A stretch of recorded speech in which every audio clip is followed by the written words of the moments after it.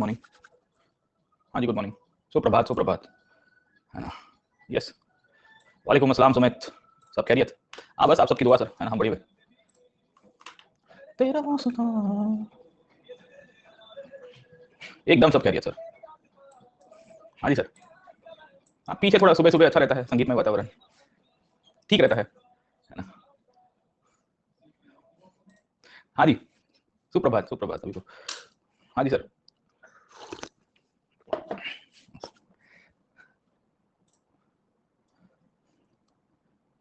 हाँ, संगीत से मूड भी ठीक रहता है और वो क्या है कि थोड़ा फ्रेशन अप हो जाता है, ऑब्वियस है सर। तो ठीक है, इट्स गुड है ना। मतलब डिपेंड करता है, काफी लोगों को सुबह सुबह पसंद नहीं आता है, हम सुन लेते हैं। वाइब्स अच्छे आ जाते हैं ना सर, थोड़े वाइब्स अच्छे आ जाते हैं, you get positive vibes. I start my day generally around 5:30। आज थोड़ा लेट हो गया but normally I start by around 5:30 के आसपास में शुरू होता है एंड खत्म होते होते 11 तो बज ही जाते हैं सर। हाँ हाँ जी, गुड मॉर्निंग। अच्छा, हिमालय में जाके बस जाए? अरे यार, यहाँ पे रहिए, लोगों की सेवा करिए, हिमालय में भी जाएंगे सर। अ, अरे वाह वाह वाह। आपके सन का नाम क्या है बच्चा? What's his name?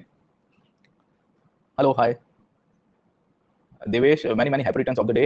एंड आप जीवन में खूब खूब प्रगति करिए और अपने मदर को ज़्यादा परेशान मत करिए। नो डाउट छोटे होंगे मुझे ऐसा लग रहा है, और डेफिनेटली वो आपको कोऑपरेट करेंगे पढ़ाई के अंदर, है ना। आप अनु कुमारी को शायद जानते होंगे, सेकंड रैंक है। She was also mother of small child and then she cleared the services as well. So Varsha, wish you all the best as well, क्योंकि आप दो ड्यूटीज प्ले कर रहे हो ना, एक स्टूडेंट की ड्यूटी भी है, एक मदर की ड्यूटी भी है। And mother is very tough, आप देखिए बहुत टाइम निकाल देता है उसके अंदर। Yes, चलिए बहुत बढ़िया सर, है ना। Wish you all the best. चलो शुरू करते हैं हम लोग क्लास को। हम लोग ने, अरे वाह, मैनी मैनी कांग्रेचुलेशन रिजवान, है ना। मैनी मैनी कांग्रेचुलेशन, है ना। भाई लड्डू पेड़े सबको बंटवाने पड़ेंगे, हाँ, ऐसा नहीं चलेगा सर। भाई साहब, आज तो गुड न्यूज़ के ऊपर गुड न्यूज़ आ रही है सर, एक से एक। क्या बात, क्या बात, है ना। कल हम लोग ने इंडस वाली शुरुआत की थी। What are periods mention about sites in Upinder Singh, मतलब कौन से पीरियड्स की बात कर रहे हो sir? Which sites and the periods you are talking about? हाँ जी, गुड मॉर्निंग सबको। चलिए शुरू करते हैं क्लास को। हमने कल के क्लास के अंदर डिस्कस की थी इंडस्ट्रियलाइजेशन, और इंडस्ट्रियलाइजेशन के तहत हमने उसके बहुत सारे डायमेंशंस देखे थे ना। तो yesterday we had seen the dimensions about the trends and the phases of the industrialization. हमने यहाँ तक देख लिया था कि उसका ओरिजिन कैसे हुआ, उसको सिविलाइजेशन क्यों कहते हैं, एंड वी फाइंड कि उसमें किस तरह से थ्योरेटिकल डिस्कशंस हो रहे हैं अलग अलग ओरिजिन को लेकर सर, ठीक है। तो वहाँ से अभी तक क्वेश्चन आया नहीं है, I am expecting a question on that topic as well, क्योंकि सिलेबस के अंदर स्पेसिफिकली डाला हुआ है।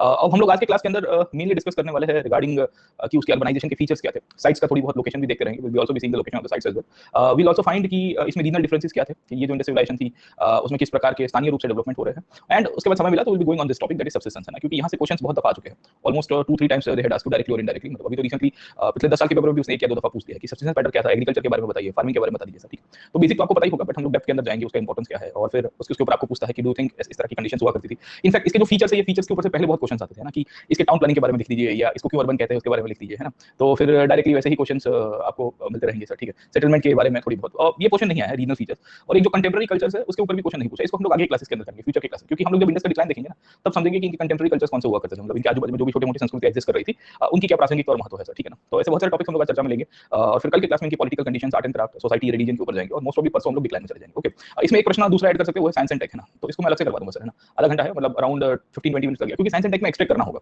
मैं खुद तो पता नहीं था कि हमने डिस्कवरी की है, बट हमको देखना पड़ेगा कि ये लोग इंजीनियरिंग के बारे में जानते थे, हमको देखना पड़ेगा कि ये मैथ्स के बारे में जानते थे सर, ठीक है ना। हमको ये भी देखना, subsistence pattern is mainly related to the food and agriculture, है ना। मतलब वो खाना अपना किस तरह से मैनेज करते थे, है ना, अपने आप को किस तरह से डिपेंडेंट रखते थे। ओके, आर्ट फॉर्म तो अलग से ही अलग से टॉपिक आ जाता है, आर्ट एंड क्राफ्ट तो हम इसके अंदर भी पढ़ देते हैं, we also see in the general studies as well. खैर, ये सब पॉइंट्स आपको इसके अंदर से मिलेंगे। हम लोग चले जाते हैं इंडस सिविलाइजेशन के ऊपर से, और इनफैक्ट इंडस सिविलाइजेशन के अंतर्गत हमने कल के क्लास के अंदर ओरिजिन थियरी देख ली थी, कितना पुराना है, 4 फेजेस के अंदर डेवलप हो रहा है, और अर्ली हड़प्पन को हमने काफी डिटेल में स्टडी किया था सर, ठीक है ना। तो आपको उसमें कोई दो राय नहीं है अर्ली हड़प्पन फेज को लेकर, उसकी साइट्स याद रखिएगा, ये मैप बहुत अच्छा सा दिया हुआ है अर्ली हड़प्पन के बारे में, ज्यादातर मैप आपको इसी के अंदर से मिलता रहेगा सर, ठीक है ना। At Harappa period 2 is early Harappan, या पीरियड 2 का ट्रांजिशन जो है वो अर्ली हड़प्पन लिखा है, मतलब उपिंदर सिंह ने, बट उसको आपको खाली एक आइडिया रखना है कि हड़प्पा में जो 3 फेजेस मिले उसमें सेकंड फेज से अर्ली हड़प्पन, फिर थर्ड फेज में मैच्योर हड़प्पन का शुरुआत हो जाएगा। इस प्रकार की बातें लिखी गई है सर, ठीक है ना। बट उसमें आप क्या कहते हैं कि वो पीएचडी करने की उतनी आवश्यकता नहीं होगी, क्योंकि वो साइट्स जो है उसमें पीरियड 1 पीरियड 2 करके कैटेगराइज करोगे तो कंफ्यूज हो जाओगे। हमको साइट्स को इस तरह से आइडेंटिफाई करना है कि भाई ये पहले भी एग्जिस्ट कर रहा था, मैच्योर पीरियड में भी और लेट में भी, क्योंकि वो आर्कियोलॉजिकल नोमेनक्लेचर उन्होंने दिया है ना, 1A 1B 1H 1 2H, ठीक है ना। तो इस प्रकार के नाम, कालीबंगन के KA1 KA2 ऐसे इस तरह से आपको नाम दिखेगा, कालीबंगन KB1 या KB2 ऐसे नाम दिए इन्होंने सर, ठीक है ना, फेजेस के हिसाब से। तो वो KB1 KB2 करके आप कंफ्यूज होते रहोगे कि ये क्या कहना चाहता है। हमको तो ये देखना है कि पहले एग्जिस्ट कर रहा था प्री पीरियड में, फिर प्रोटो हड़प्पन फेज में जब डेवलप हुआ, या मैच्योर फेज में कभी भी एग्जिस्ट कर रहा है सर, है ना, समझे नहीं समझे। तो इस तरह की कैटेगरीज को उन्होंने आइडेंटिफाई किया, बट उसमें हमको क्या है कि उसके एग्जैक्ट नोमेनक्लेचर के साथ नहीं जाना है। मैंने आपको पहले भी कहा, क्योंकि क्वेश्चंस नोमेनक्लेचर के ऊपर नहीं आएंगे, क्वेश्चंस में आपको ये आएंगे कि कैसे डेवलपमेंट हुआ। अब Saloni, if this your first class, मैं लिखना भूल गया सर, है ना, you need to watch the previous classes, है ना। खैर आज इंडस वैली सिविलाइजेशन अगर आपने थोड़ा बहुत पढ़ा है जीएस के अंदर, तो you will be able to correlate the topics, ऐसा नहीं होगा कि नहीं कर पाओगे। बट द इशू इज कि आपको जो अंडरस्टैंडिंग मिलनी चाहिए कॉम्प्रिहेंसिव, वो पुराने क्लासेस से ज्यादा मिल पाएगी बेटा, है ना। तो you simultaneously watch the previous lectures as well, क्योंकि इसी कंडीशन में चली। Even today we are going to study the Indus text, even today नहीं बेटा, अभी आगे के 3-4 क्लासेस में इंडस ही पढ़ते रहेंगे हम, है ना। आज तो नहीं, अभी तो इसमें तो खत्म होते तो शुक्र शनिवार हो जाएगा, ये डिक्लाइन थियरी तो मोस्ट प्रोबब्ली हम लोग फ्राइडे या सैटरडे करेंगे। ओके, तो इवन टुडे पूरा वीक ये चले, आप देख लीजिए सर, है ना। कोई भी मतलब जो भी एक्सपीरियंस टीचर है ना, जनरली आप ऑफलाइन के अंदर भी हम कराते थे तो 5-6 लेक्चर तो इंडस में निकाल देते थे सर, ठीक। इंडस में स्टडी चल रही है, हाँ इंडस में स्टडी चल रही है, आप मतलब ऐसा बोल रहे हो कि रिसर्च चल रही है, the research is still going on. Okay, हाँ अच्छा, वैसे कंडीशन में बोल रहे हो, सॉरी माय बैड सर, ठीक है। सो इंडस टेक्स्ट के बारे में रिसर्च चल रही है, हाँ चल रही है, study is going on Indus text. Okay, हाँ मतलब उसके सापेक्ष में बोल रहे, सॉरी अभिलाषा सर, ठीक है। सो रिसर्च स्टिल गोइंग ऑन, और अभी डिस्कवरीज होती रहती है। अभी जैसे मैंने आपको आईआईटी खड़गपुर की डिस्कवरी बताया ना सर, कि आईआईटी खड़गपुर वालों ने कुछ ऐसा बता दिया कि भाई ये इतना पुराना है सर, ठीक है। या अभी रिसेंटली आप देखोगे ये डेयरी टेक्नोलॉजी के बारे में ढूंढ के लेके आए सर, है ना। तो बोलते हैं खाने में इन लोग की डेयरी बनती थी सर, है ना, फूड प्रोडक्ट्स इन्होंने बनाई थी, चीज पनीर बना के खाते थे सर, है ना। तो इनकी सब डाइवर्सिटी बहुत थी, समझ में आया कि नहीं आपको सर, ठीक है। ऐसे बहुत सारी चीजें हमको मिल जाती है। चलिए हम लोग डिस्कस कर रहे थे कल के क्लास के अंदर अर्ली हरप्पन फेज को, और मैंने आपको इसके फेजेस को डिस्कस कर लिया है सर, ठीक है ना। तो प्री हरप्पन फेज है, इसी को लोग कहते हैं कि दोनों को एक कर देना चाहिए सर, है ना, क्योंकि यार मुगल का कहना है कि ये ट्रांजिशन पीरियड है, इसके लिए उसको एक कर देना चाहिए तो ज्यादा ठीक रहेगा, तो ही हम लोग ज्यादा अंडरस्टैंड कर पाएंगे। पर अर्ली हरप्पन फेज के अंदर हमने, प्री हरप्पन फेज के अंदर हमने देखा था न्यूलिथिक कैल्कोलिथिक साइट्स के तहत कि बहुत सारे छोटे सेटलमेंट्स है वेस्ट इंडिया के अंदर एस्टैब्लिश थे, बलूचिस्तान वाले रीजन में, खास करके मेहरगढ़ जैसी जगह जहां पेस्टोरल इकोनॉमी एग्रीकल्चर का डेवलपमेंट हो रहा था, व्हीट बार्ली कॉटन जैसी चीजें भी हमको मिल रही थी सर, ठीक है। और छोटे मोटे घर भी दिख रहे थे। खैर उसके बाद हमने अर्ली हरप्पन पीरियड तक आते आते सेमी अर्बन सेटलमेंट दिखे, कॉपर का यूज हमको देखने को मिला है, पॉटरी के अंदर एक्सपेंशन हुआ, और बेसिकली डिफेंसिव वॉल्स हमको कोड डीजी के अंदर कल के क्लास के अंदर बताया, आमरी के अंदर बताने की कोशिश की, जोरवे कल्चर के अंदर हमको देखने को मिला। और खासियत ये थी कि यहाँ पे पॉटरी के अंदर यूनिफॉर्मिटी आती है, जिसे हम लोग कहते हैं कोड डीजी एंड पॉटरी, है ना। तो जो कोड डीजी की पॉटरी थी उसमें बहुत सारे सिंबल्स आपको मिल जाते हैं, वही सिंबल्स सब जगह के ऊपर आपको डेवलपमेंट मिलते जाएंगे सर, ठीक है ना। तो एक स्पेसिफिक स्पेशल डिजाइन का डेवलपमेंट होता है, इसके लिए उसको खास याद रखते हैं। Over period of time mature period आया, ये मैच्योर पीरियड करीबन 2600 बीसी तक आते आते हम लोग इसको कंसीडर करेंगे। किसी में 2400 बीसी भी लिखा है, वो भी करेक्ट है सर, है ना, क्योंकि बुक टू बुक जो इन्फ्रेंस होता है ऑथर का अलग होता है, उन्होंने कोई फलाने स्पेशलिस्ट को कोट किया होगा। चलिए सर, ठीक है। तो वी सी दैट बड़े बड़े सिटीज बनते हैं, इकोनॉमिक एक्सपेंशन होता है, लॉन्ग डिस्टेंस ट्रेड बढ़ जाता है। देखिए एक बहुत इंपॉर्टेंट एस्पेक्ट होगा जो मैच्योर फेज को गाइड करेगा, वो है लॉन्ग डिस्टेंस ट्रेड, है ना। तो आप यहाँ पे इनफैक्ट है ना लॉन्ग डिस्टेंस ट्रेड होगा, इनकी सिविलाइजेशन के जो सिटीज है उन सब के अंदर यूनिफॉर्मिटी बहुत बड़ी मात्रा के अंदर आ जाएगी, और सेटलमेंट्स की साइज बढ़ जाएगी। पहले जो सेटलमेंट्स थे वो 10, 15, 20 हेक्टर्स के आसपास आपको दिख जाते हैं, बट अब तो आपको 200 हेक्टर, 300 हेक्टर, 400 हेक्टर तक के सेटलमेंट मिलेंगे सर, है ना। तो आप राखीगढ़ी जैसे सेटलमेंट देखिएगा तो you find size of 400 Hector, है ना। तो ऐसी भी कंडीशन हमको मिल जाती है। दूसरी इंपॉर्टेंट पॉइंट इसमें फिर लेट हरप्पन पीरियड भी आया, जो इसके डिक्लाइन को दर्शाता है। अराउंड 1800 बीसी के आसपास का पीरियड था, that was a late Harappan period sir, है ना। तो ये वो कंडीशन हमको मिल जाती है जहां पे सिटीज को लोगों ने छोड़ दिया था, इनके बीच में जो ट्रेड एंड कॉमर्स हो रहा था वो कम हो रहा है, यहाँ पे जो स्क्रिप्ट था वो स्क्रिप्ट का यूज करना बंद कर दिया सर, और लोग शहरों की जगह गांव में चले जाते हैं सर, ठीक है। इंपॉर्टेंट पार्ट ये था कि इनफैक्ट जो इनका हरप्पन क्राफ्ट था, खास करके ये जो बना रहे थे अलग अलग प्रकार की टूल्स कॉपर की, वो चालू रहती है, और पॉटरी चालू रहती है। और पॉटरी में थोड़ी रिफाइनमेंट कम हो जाती है, मतलब जो क्वालिटी ऑफ पॉटरी पहले बनती थी वो नहीं बनती है, विलेज कल्चर्स का डेवलपमेंट होगा। यहाँ से इसके डिक्लाइन थियरी के ऊपर भी आ जाएंगे सर, है ना। तो हम लोग जब आगे जाएंगे तो लास्ट क्लास के अंदर इसके डिक्लाइन के ऊपर चर्चा करेंगे 1.5 घंटा की, इसके पतन के कारण क्या क्या है। खैर तो ये सब कंडीशंस आपको दिखेगी। ओरिजिनल फेज के अंदर आपको बहुत सारी साइट्स दिखते हैं, मैंने आपको बताया कि अर्ली हरप्पन के अंदर मेहरगढ़ दिखेगा, फिर मैच्योर या अर्ली हरप्पन तक आते हैं आपको आमरी जैसी साइट्स दिख जाती है सर, है ना। और भी हमने साइट्स देखी थी। फिर उसके बाद बड़े शहर बने, उसमें कालीबंगन पहले भी बना था सर, अर्ली पीरियड के अंदर भी बना था, फिर मैच्योर तक आते हैं और एक्सपांड हुआ। मोजोदड़ो इसके अंदर से लिख सकते हैं सर, है ना, कि जो मैच्योर पीरियड में ही देखने को मिलता है। And over period of time Lothal जैसे सिटीज दिखेंगे जो लेट पीरियड में बना है ना। लोथल एक्चुअली लेट पीरियड में बना, उसके पीछे का कारण शायद हो सकता है कि व्यापार जब बढ़ा था तो व्यापार करने के लिए पोर्ट की आवश्यकता थी, एक नए एरिया की आवश्यकता थी, तो then they establish the city of Lothal, है ना, समझे। तो इस तरह की आपको चीजें यहाँ से दिखती रहेगी। वीसी की इनके यहाँ पे अलग अलग कल्चर्स का डोमेस्टिकेशन होने की शुरुआत हो गई, न्यूलिथिक चालकोलिथिक पीरियड में बहुत सारा डेवलपमेंट हुआ, and this is one of the reasons Mehrgarh develop. हमने मेहरगढ़ को ऑलरेडी पढ़ लिया है पिछले क्लासेस के अंदर, एंड वी फाइंड कि जब मैच्योर हरप्पन पीरियड की शुरुआत होगी तब तक मेहरगढ़ को लोग छोड़ देते हैं, पर आपको अर्ली और प्री हरप्पन पीरियड में मेहरगढ़ दिखेगा सर, है ना। तो प्री से लेकर अर्ली पीरियड के अंदर हमको मेहरगढ़ दिख जाता है, but by 2500 BC we come to know that Mehrgarh was ultimately abandon, and फिर उसको फिर ज्यादा डेवलप नहीं कर पाएंगे। खैर ये बोलन पास के पास आया हुआ है, याद रखिएगा सर, है ना। And it is known for the diversity, क्योंकि इसको 3 फेजेस में डेवलप किया गया, पढ़ा था नहीं पढ़ा था हमने। तो अगर आप याद करिएगा पिछले क्लास के अंदर कि अराउंड 7500 या 7000 बीसी के आसपास का बोला गया है, या 6000 बीसी के आसपास का बोला गया, 6000 से लेकर 2500 के अंदर 3 पीरियड आ जाते हैं सर, ठीक है ना। तो स्टोन एज की साइट को याद करिएगा, न्यूलिथिक पीरियड में मेहरगढ़ को बता दिया है सर, ठीक है। दूसरी अर्ली हरप्पन कल्चर्स आपको ये रीजन में बहुत दिख जाते हैं सर, है ना। ये एनसीईआरटी के अंदर आपको लोकेशन दिया गया, उसमें मैंने आपको कोड डीजी के बारे में बताया, सबसे प्रोमिनेंट था सर, ठीक है। ये अर्ली हरप्पन साइट्स आपको इनिशियली आप समझने की कोशिश करोगे चोलिस्तान वाले रीजन में दिखेगी, समवेयर ओवर हियर सर, ठीक है। और उसके बाद आपको सिंध के अंदर भी दिख जाती है, ऊपर की साइड में आपको बहुत कम दिखेगी सर, ठीक है। ओवर पीरियड ऑफ टाइम फिर मैच्योर पीरियड है, वो भी आपको चोलिस्तान में दिखेगा। ये चोलिस्तान वाला रीजन एक्चुअली ये वाला रीजन है ना, पर ये अर्ली साइट है, एनसीईआरटी में दी गई है, इसके लिए हम लोग इसी को समझने की कोशिश कर रहे हैं कि कैसे डेवलपमेंट हुआ। तो इसी के ऊपर से क्वेश्चन भी पूछा था यूपीएससी ने कि आज के सलाइन एरिया के अंदर, ड्राई एरिया के अंदर किस तरह से हड़प्पा की साइट्स लोकेटेड थी। तो बेटा ये कभी ड्राई एरिया नहीं हुआ करता था, ये वो पीरियड था जहां पे गदर हाकरा सिस्टम एग्जिस्ट किया करती थी सर, है ना। तो this is one of the reasons कि आज जिसे हम लोग चोलिस्तान कहते हैं, शायद वहां पे एक टाइम के ऊपर नदी एग्जिस्ट करती थी, इसी के कारण मैक्सिमम साइट्स आपको यहाँ पे दिख जाती है सर, ना कि सिंध में दिखती है, ना कि पंजाब में दिखती है सर, गेटिंग पॉइंट, है ना। तो हम लोग ज्योग्राफिकल प्रोफाइलिंग करेंगे तो आपको पूरा पिक्चर क्लियर हो जाएगा कैसे डेवलपमेंट होता है। उसके बाद अमरी जैसे सिटीज बने, मैंने आपको बताया अमरी की सेटलमेंट क्या थी। कालीबंगन बनता है, कालीबंगन 2 पीरियड के अंदर बनेगा।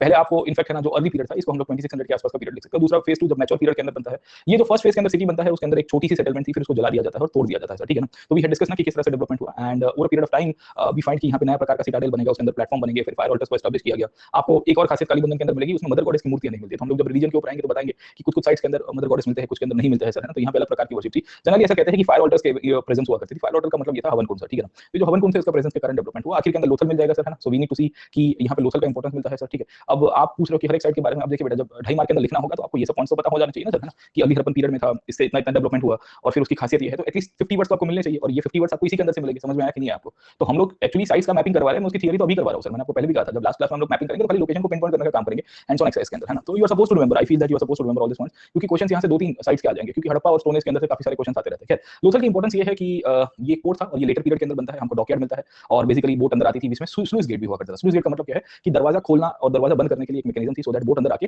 वहां पे जो तालाब था या काइंड ऑफ रिजर्वायर था, वो रिजर्वायर के अंदर वाटर लेवल बैलेंस कर पाए सर, है ना। तो काफी इंटरेस्टिंग कहानी मिलती है इसमें, बड़े बड़े पत्थर दिखते हैं जो शिप्स को एंकरिंग के लिए यूज होते थे और कहते हैं कि इनका व्यापार मेसोपोटामिया के साथ मिल जाएगा सर, ठीक है ना। तो इसी काफी इंटरेस्टिंग कहानी आपको लोथल के अंदर से भी मिल जाती है। कल के क्लास के अंदर हमने आपको ऑलरेडी पढ़ा दिया है कि अर्ली से मैच्योर फेज में लोग कैसे गए और उसकी पूरी कंक्लूजन पॉइंट क्या थी सर, ठीक है ना। तो ये ऑलरेडी डिस्कस इनके कंक्लूजन में क्या कहानी रही होगी और किस तरह से पॉलिटिकल सेटलमेंट हुआ होगा, और जब इकोनॉमिक एस्टैब्लिशमेंट एक्सपांड होते होते तो अमुक सिटीज थोड़े पावरफुल हो गए होंगे, इसी के कारण वी सी दैट आगे एक्सपेंशन हो जाता है सर, गेटिंग पॉइंट, है ना। तो ये पॉइंट आपको पता हो जाना चाहिए इसके अंदर से क्या क्या डेवलपमेंट हुआ। और मैंने आपको बताया था कि अर्ली हड़प्पन मैच्योर में ट्रांसफर होगा, वही मैच्योर फेज को हम लोग हड़प्पन सिविलाइजेशन कहते हैं सर, है ना। ये जो अर्ली फेज था इसी को हड़प्पन कल्चर के रूप में बोला गया, हड़प्पन संस्कृतियों के रूप में आपको पता चल जाएगा सर, ठीक है। अब आपको यहाँ से एक प्रश्न आ सकता है कि अर्ली और मैच्योर पीरियड को कंपेयर करिए। अब देखिए अर्ली के फीचर्स हमने ऑलरेडी देख लिया अलग-अलग साइड के ऊपर सर, ठीक है। अब मैच्योर को जिसे हम लोग अर्बन कल्चर कहते हैं वही है सर, ठीक है।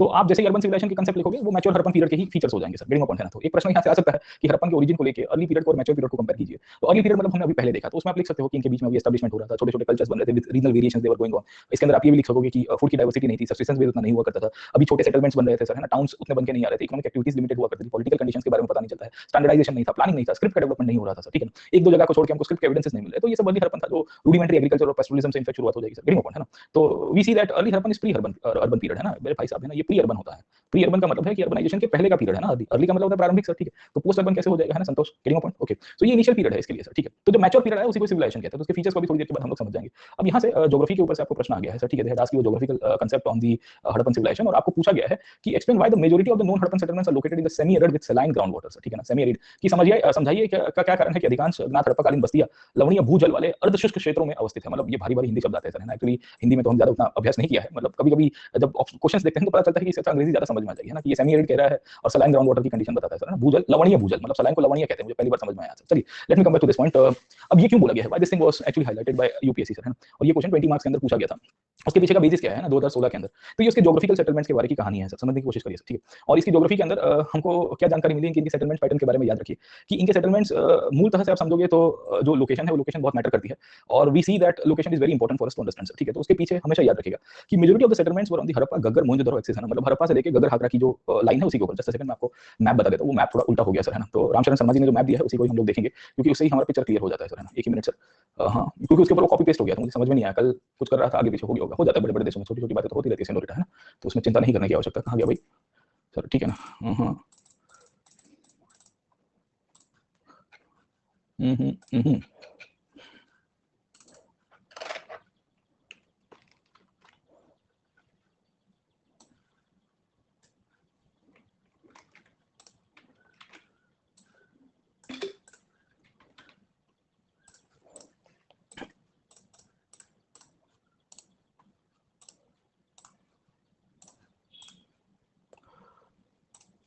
हाँ जी सर, है ना, जस्ट सेकंड या। तो मैं आपको बता रहा था कि हड़प्पा के अंदर क्या हुआ, what happened in Harappa and किस तरह से डेवलपमेंट होता है। देखिए हमेशा याद रखिएगा कि हड़प्पा के इनिशियल जो सेटलमेंट्स थे, खास करके आप पकड़ने की कोशिश करिए तो आपको इस रीजन के अंदर दिख रहे हैं सर, ठीक है। फिर उसके बाद आपको यहाँ पे भी छोटी मोटी साइट्स आपको दिख जाएगी सर, गेटिंग पॉइंट नॉट, है ना। और दूसरे आपको इंडस के बेल्ट के अंदर। तो एक्चुअली ना इसमें दो एक्सेस दिखेंगे, you find two axes over here sir, ठीक है। तो एक तो आपको इंडस का एक्सेस दिखता है, that is known as the Harappa axis, Harappa Mohenjodaro axis, कि हड़प्पा से लेके मोहनजोदड़ो तक चलते चलते इनफैक्ट जो रास्ता निकल रहा है that is the main axis, है ना। That was heartland of the civilisation, याद रखिएगा सर, ठीक है। दूसरा आपको यहाँ से ये चोलिस्तान वाला रीजन दिखेगा सर, है ना, जो भारत पाकिस्तान के बीच में जो थार डेजर्ट वाला रीजन है, यहाँ पे आपको गग्गर हाकरा की एक्सेस दिखती है। मतलब एक नदी है जो स्ट्रेट फ्लो कर रही है यहाँ से नॉर्थ से लेके, इसी को हम लोग सरस्वती के रूप में भी पहचानते हैं सर, ठीक है।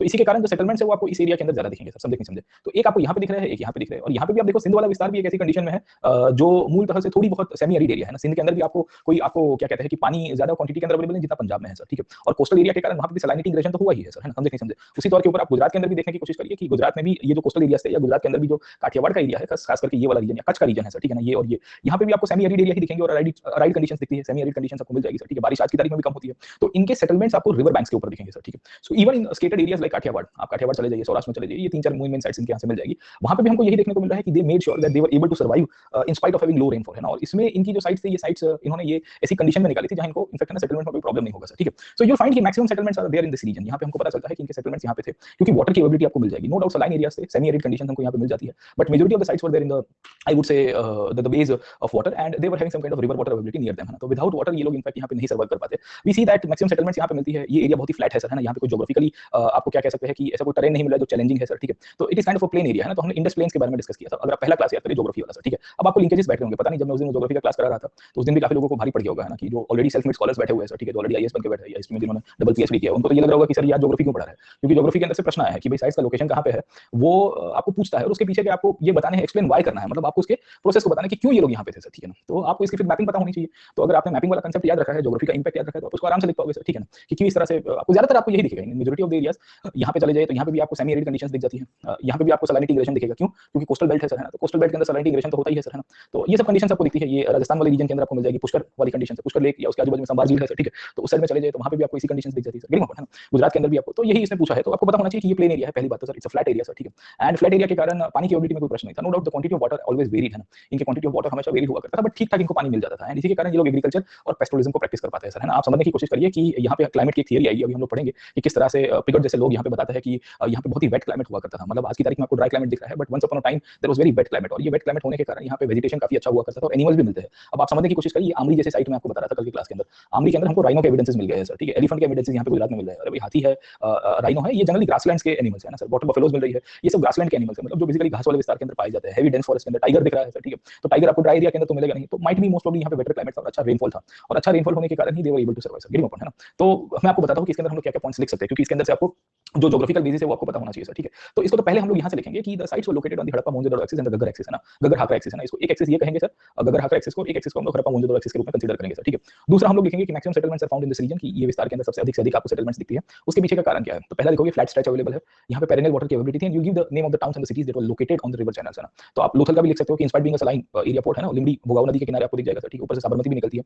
उसी कंडीशंस के ऊपर आप सूरकोटरा के अंदर आप या धोलावीरा में चले जाइए तो मनसर एंड मनहर करके दो आपकी रीजनल चैनल्स दिखती थी, या मैं कहूंगा कि सेमी पेरेनियल चैनल्स दिख जाती है, जो धोलावीरा के दोनों साइड में से निकलती है सर, ठीक है। So we will also find कि आपको ये टाउन्स दिख जाएंगे, आमरी दिख जाएंगे, या आप मोहनजोदड़ो देख लेंगे। अब आज के जो टाउन्स है वो मोहनजोदड़ो से कभी-कभी आपको 10 किलोमीटर दूर मिलते हैं, या पहले के टाइम के अंदर भी हमको पता चलता है कि आज जो डिस्कवरी उसमें जो नदी है और जो सेटलमेंट है उसके बीच में 3-4 किलोमीटर का अंतर है, पर पहले नदी इनफैक्ट, है ना, उनसे नजदीक वो फ्लो किया करती थी। The river used to flow very near to the settlements, है ना। आज हो सकता है कि because of the geographical changes, और आपको पता है कि नदी हमेशा मेंडर करती है सर, राइट सर, ठीक है। So initially the river might be in the young age, आपको भी पता है सर, नदी जो है वो यंग एज के ऊपर होती है तो बहुत ही फ्लो करती है। फिर जब उसके रिवर की प्रोफाइल को हम लोग देखते हैं तो ओवर पीरियड ऑफ टाइम वो थोड़ी ठंडी हो जाएगी, डेल्टा तक आ जाते हैं सर, है ना। तो ये वो टाइम है आज से 3-4 हज़ार साल पहले जब नदी उफान के ऊपर थी, and this might be possibility कि नदी अपने हिसाब से फ्लो कर रही थी और इनके सेटलमेंट्स आपको यहाँ पे मिल जाएंगे सर, ठीक है। अब देखिए फायदा क्या होता है, what is significance for that, okay.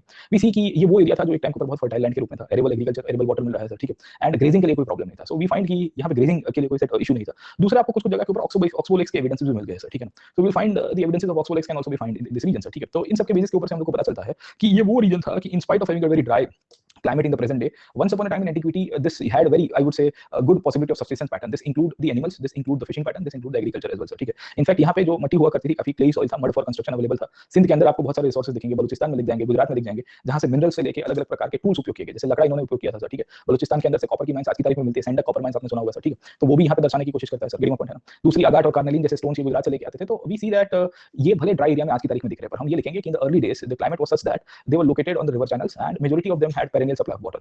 In fact the settlements were very thinly spread, मतलब आप देखोगे तो एक सेटलमेंट यहाँ पे है, दूसरा 100 किलोमीटर दूर होगा सर, है ना। तीसरा 50 किलोमीटर दूर आपको दिख जाएगा। तो in spite of having very, I would say, scattered settlements in some parts of the region, we see that they were able to correlate with each other sir, है ना। तो आपको काफी सारी चीजें यहाँ से दिख जाती हैं। एंड यहाँ सबके सब नदी किनारे थे, इसके लिए ये थिनली स्प्रेड थे, क्योंकि नदी का जहाँ पे चैनल बहेगा वहाँ भी लोग अपने सेटलमेंट्स को बनाते थे सर, गिरिंग पॉइंट, है ना। तो वी फाइंड कि इसी के कारण इन्होंने एग्रीकल्चर का डेवलपमेंट किया, इसी के कारण इन्होंने अच्छी क्या कहते हैं कि इरिगेशन फैसिलिटीज का यूज किया और अपने आप को सर्वाइव करवा रहे। तो आपको ये प्रश्न है ना, ज्योग्राफी सेंट्रिक आपको पूछा गया है, और why the majority of known settlements are located in the semi arid with saline ground water. तो हम लोग इसका हिस्टोरिकल बेसिस लिखेंगे सर, गिरिंग पॉइंट, है ना। तो हम लोग यही लिखेंगे कि इन द अर्ली डेज, है ना, सबसे पहले तो आप इसको प्रैक्टिस करिएगा। मेन आपको थीम बताइए मैंने कि in the early days the climate was such that it supported natural vegetation, the climate was such that it supported perennial rivers, the climate was such that the evidences that we see where multiple animals can be seen, जो एक time के ऊपर हमको खाली और खाली ठंडे प्रदेश में ही मिलते हैं या ऐसी जगह पे मिलेंगे जहाँ पे वेजिटेशन अच्छा हो। तो हड़प्पा की जो साइट्स है आज की तारीख में हमको चोलिस्तान में मिलती है, क्योंकि ये प्रश्न चोलिस्तान सेंट्रिक ही उसने पूछा है। वो भी आपको यही बताना चाहता है कि भाई देखिए कि इनिशियल साइट्स, क्योंकि अभी हमने देखे ना सर, है ना, मैक्सिमम साइट्स मैच्योर पीरियड में कहाँ से दिख रही है सर, ठीक है। आपको कहाँ से दिख रही है, समझ में आया आपको। ये भी इवन जो नए सेटलमेंट्स बने हैं मैच्योर पीरियड में, द न्यू सेटलमेंट्स, उसमें भी आपको चोलिस्तान के अंदर दिख रहा है कि नहीं दिख रहा है, सिंध में तो बहुत कम दिख रहा है। तो व्हाई दे हैड एक्चुअली, तो यहाँ तो गगर हाकरा की ही पूरी कहानी है सर। और ये जो गगर हाकरा है, जो सरस्वती के रूप में हम लोग इसकी पहचानते हैं, इसकी बहुत सारी चैनल्स हुआ करती थी, स्मॉल स्मॉल ट्रिब्यूटरीज हुआ करती थी।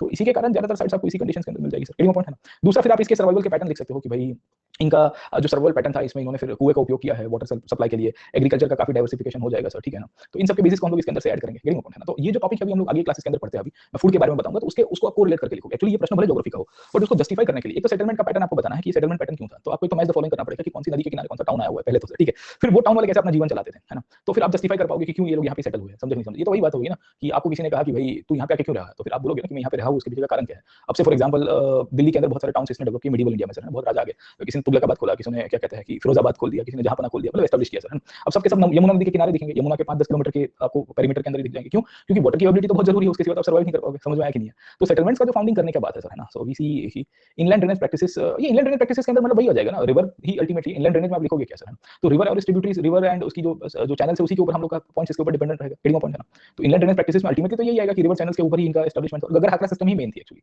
और गगर हाकरा की बहुत छोटी छोटी चैनल्स और ट्रिब्यूटरीज और स्ट्रीम्स और सीजनल स्ट्रीम हुआ करती थी। सीजनल स्ट्रीम का मतलब है कि बारिश के समय पे इनफैक्ट इनको पानी मिल जाता था 4-6 महीने तक, और इसके कारण ये लोग बहुत स्मार्ट निकले सर, है ना। इनको पता था कि वाटर शायद आगे भविष्य में ना मिले सर, है ना। तो इसके कारण फिर इन्होंने अपनी फूड की प्रैक्टिस से उसमें भी डाइवर्सिफिकेशन किया, डैम का बिल्डिंग किया, स्टोरेज बेसिन्स बनाए सर, है ना। रिजर्वर्स क्यों बनाए जाते हैं, रिजर्वर्स आपको मोइंजोदड़ो के अंदर दिख रहा है, रिजर्वर आपको धौलावीरा में दिख रहा है, ऐसे छोटे छोटे प्रकार के चेक डैम्स और रिजर्वर्स आपको बलूचिस्तान में दिखेंगे सर, है ना। खैर बलूचिस्तान वाला पोर्शन हमारे सिलेबस के अंदर इन्होंने डाला नहीं है ज्यादातर ऑथर्स ने, but if you see multiple reference book, maximum irrigation channels develop in Balochistan and Afghanistan region, Shortugai के अंदर। तो ये जो छोटुगाई वाला जो रीजन है अफगान बॉर्डर के ऊपर आपको दिखेगा सर, है ना, नंबर ओवर हियर, वहां पे आपको इनफैक्ट डेवलपमेंट मिल जाएगा सर, समझे आप लोग, ठीक है। तो ये पॉइंट्स के ऊपर से हमको पिक्चर क्लियर होना चाहिए कि भाई इनके जो सेटलमेंट्स आज के तारीख में ड्राई हरप्पन एरिया में है, वो पहले तो नहीं हुआ करते थे, उसके साथ कंपेयर करिए। पर हम लोग फिर लिखेंगे कि as and when climate change there might be drying up of the rivers and resulting into this area getting drier over period of time, and then when the rivers dried up it led to the transition and decline of the Harappan. तो जब conclusion वाला part आएगा उसमें हम लोग फिर लिखेंगे कि भाई आज जो सेटलमेंट हमको मिल रहे हैं वो तब ऐसे नहीं हुआ करते थे, गेटिंग पॉइंट है ना। तो ये ज्योग्राफी है, थोड़ा लॉजिक लगाएंगे। ये लॉजिक अभी थोड़ी देर के बाद मैं आपको वाटर लेवल्स और उसकी फूड पैटर्न के बारे में समझाता हूं, तो you will be able to correlate, समझे ना। तो ये 20 मार्क्स है, मतलब 250 शब्दों के आसपास आप इसके अंदर कथा करोगे, ये मैक्सिमम अब पूछा जाता है। अब 30-60 मार्क करके नहीं पूछते, अच्छी बात है, क्योंकि कभी-कभी वो 30-60 मार्क 60 मार्क में पूछते थे तो वो क्या है, मसाला कम पड़ जाता था बच्चों के लिए कि अब क्या लिखे हैं, मतलब लिख लिख के भी कितनी अपनी क्या कहते हैं फीलिंग्स को बाहर निकाले सर, गेटिंग पॉइंट। क्योंकि 5-6 चीजें या 10 चीजें पता होती है, फिर एक हाथ के बाद कोरिलेट भी नहीं कर पाते हो आप, आपको लगता है, बट आपका ब्रेन सैचुरेट हो जाता है ना। जब पेपर अभी तो आपको बहुत सारे पॉइंट्स मिल जाएंगे कि ये भी लिख दो, ये भी लिख दो, ये भी लिख दो, बट आफ्टर सम टाइम आप 10-15 मिनट दोगे, यार ये पॉइंट हो गया, ये हो गया, फिर एक्टिव टू पैसिव और पैसिव टू एक्टिव होता है ना, जो आपने अपने कॉलेज डेज के अंदर किया है। चलिए सर, ठीक है। तो एक तो फंडामेंटल पॉइंट आपको इसके अंदर से ये दिखेगा, एंड इन्हीं बेसिस के ऊपर से हम लोग कह सकते हैं कि ये जो सेमी एरिड एरियाज जो था उसका तब इनफैक्ट अरिडिटी के साथ इंपॉर्टेंस कम था, तब हम लोग कह सकते हैं कि वहां पे सलाइनिटी इंग्रेशन भी था, बट रिवर वाटर की अवेलेबिलिटी होने के कारण इनके सेटलमेंट्स यहां बने। तो अभी मैं आपको थोड़ी देर के बाद सेटलमेंट्स की पैटर्न के ऊपर डिस्कस करेंगे सर, ठीक है। नो अभी नहीं करेंगे क्वेश्चन को प्रैक्टिस, क्वेश्चन को तब प्रैक्टिस करेंगे जब पूरा टॉपिक खत्म होगा, क्योंकि क्वेश्चंस इंटरकनेक्टेड पूछता है ना आपको। Questions they had always asked interconnection sir, ठीक है। अब आपको दो बार उसने पूछे दिए सर, ठीक है, 2002 में और 1980 के अंदर पूछा था कि analyse elements of urban civilisation, मतलब जो मैच्योर फेज था, टाउन प्लानिंग के ऊपर पूछा है, evaluate the reason for the decline. अब देखिए दोनों के अंदर आपको डिक्लाइन पूछा गया, डिक्लाइन दो दफा इसने पूछ दिया है, पुराने 50-60 मार्क्स में पूछता था तब से, ठीक है। तो क्या है कि इंटरकनेक्ट तो आपको होना चाहिए ना, आपको एक दफा आर्यंस के बारे में पूछा था और हड़प्पन के साथ कंपेयर करने की बात की गई थी सर, ठीक है। या आपको यहाँ पे बोला गया द मास्टरी और agriculture act as a leverage for the rise of the Harappan towns and cities, क्या एग्रीकल्चर के कारण हड़प्पन सिटीज का डेवलपमेंट हुआ, तो एग्रीकल्चर की कहानी आपको बोली गई है, तो वो भी कोरिलेट करके आनी पड़ेगी सर, उसमें भी ज्योग्राफी आ जाएगा, सेटलमेंट पैटर्न आ जाएगा सर, समझे।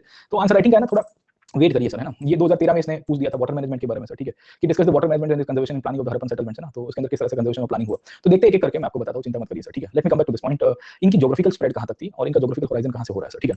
तो याद रखिएगा कि अफगानिस्तान में आपको जगह देखिए छोटुगाई सर, है ना। ये छोटुगाई जो है ये इनका एक आउटपोस्ट हुआ करता था sir, it was an outpost in the mature phase, और कहते हैं कि this was the earliest part जहां से इनका व्यापार और बाकी सारी चीजें भी डेवलप होने की शुरुआत हो जाएगी सर, ठीक है। So we see that Shortugai was a very important location for them, क्योंकि यहां से लोग काफी सारी चीजें लेके आते थे, ट्रेडिंग कॉलोनी हुआ करती थी, एक आउटपोस्ट था, माइंड ऑफ कैंपिंग साइट हम लोग कह सकते हैं। और फिर अफगानिस्तान से जो भी इनफैक्ट चीजें हैं ये लोग लेके आते थे, मतलब लैपिस लजुली हो गया है, रूबी हो गई है, मतलब पत्थर हो गए, स्टोन्स हो गए सर, ठीक है। टीन आपको मिल जाएगा, और कॉपर और टीन इकट्ठा करके ये लोग क्या बनाते थे, they used to make the bronze, है ना, समझे नहीं समझे। तो ये सब चीजें आपको यहां से मिलेगी। इनफैक्ट ये अफगानिस्तान वाले रीजन में कुछ रीजन में also get the evidences of the gold, है ना। तो सेंट्रल एशिया के कुछ रीजन में तो शायद वहां से सोना भी आता होगा। खासियत ये है कि छोटुगाई एक ऐसी साइट थी, उससे सबसे नजदीक की साइट 300 किलोमीटर नीचे की तरफ आप आओगे सर, इंडस वाले डेल्टा प्लेन्स में, तब जाके आपको मिलती है सर, गेटिंग पॉइंट। तो यू कैन इमेजिन कि ये इतनी बड़ी आउटपोस्ट थी and it had more of the correlations and establishment with the central Asian people sir, getting point, है ना। तो सेंट्रल एशिया के साथ ज्यादा हम लोग कंसीडर करेंगे। हाँ मंडा मतलब इस साइड थोड़ा साउथ ईस्ट की तरफ आ जाओगे तो मंडा आ जाएगा, नीचे की तरफ आओगे तो इंडस का प्लेन आ जाएगा। खैर तो ऐसी बहुत सारी हमको यहाँ से दिख जाएगी लोकेशंस जो आपके लिए इंपॉर्टेंट है ना, आउटपोस्ट के रूप में।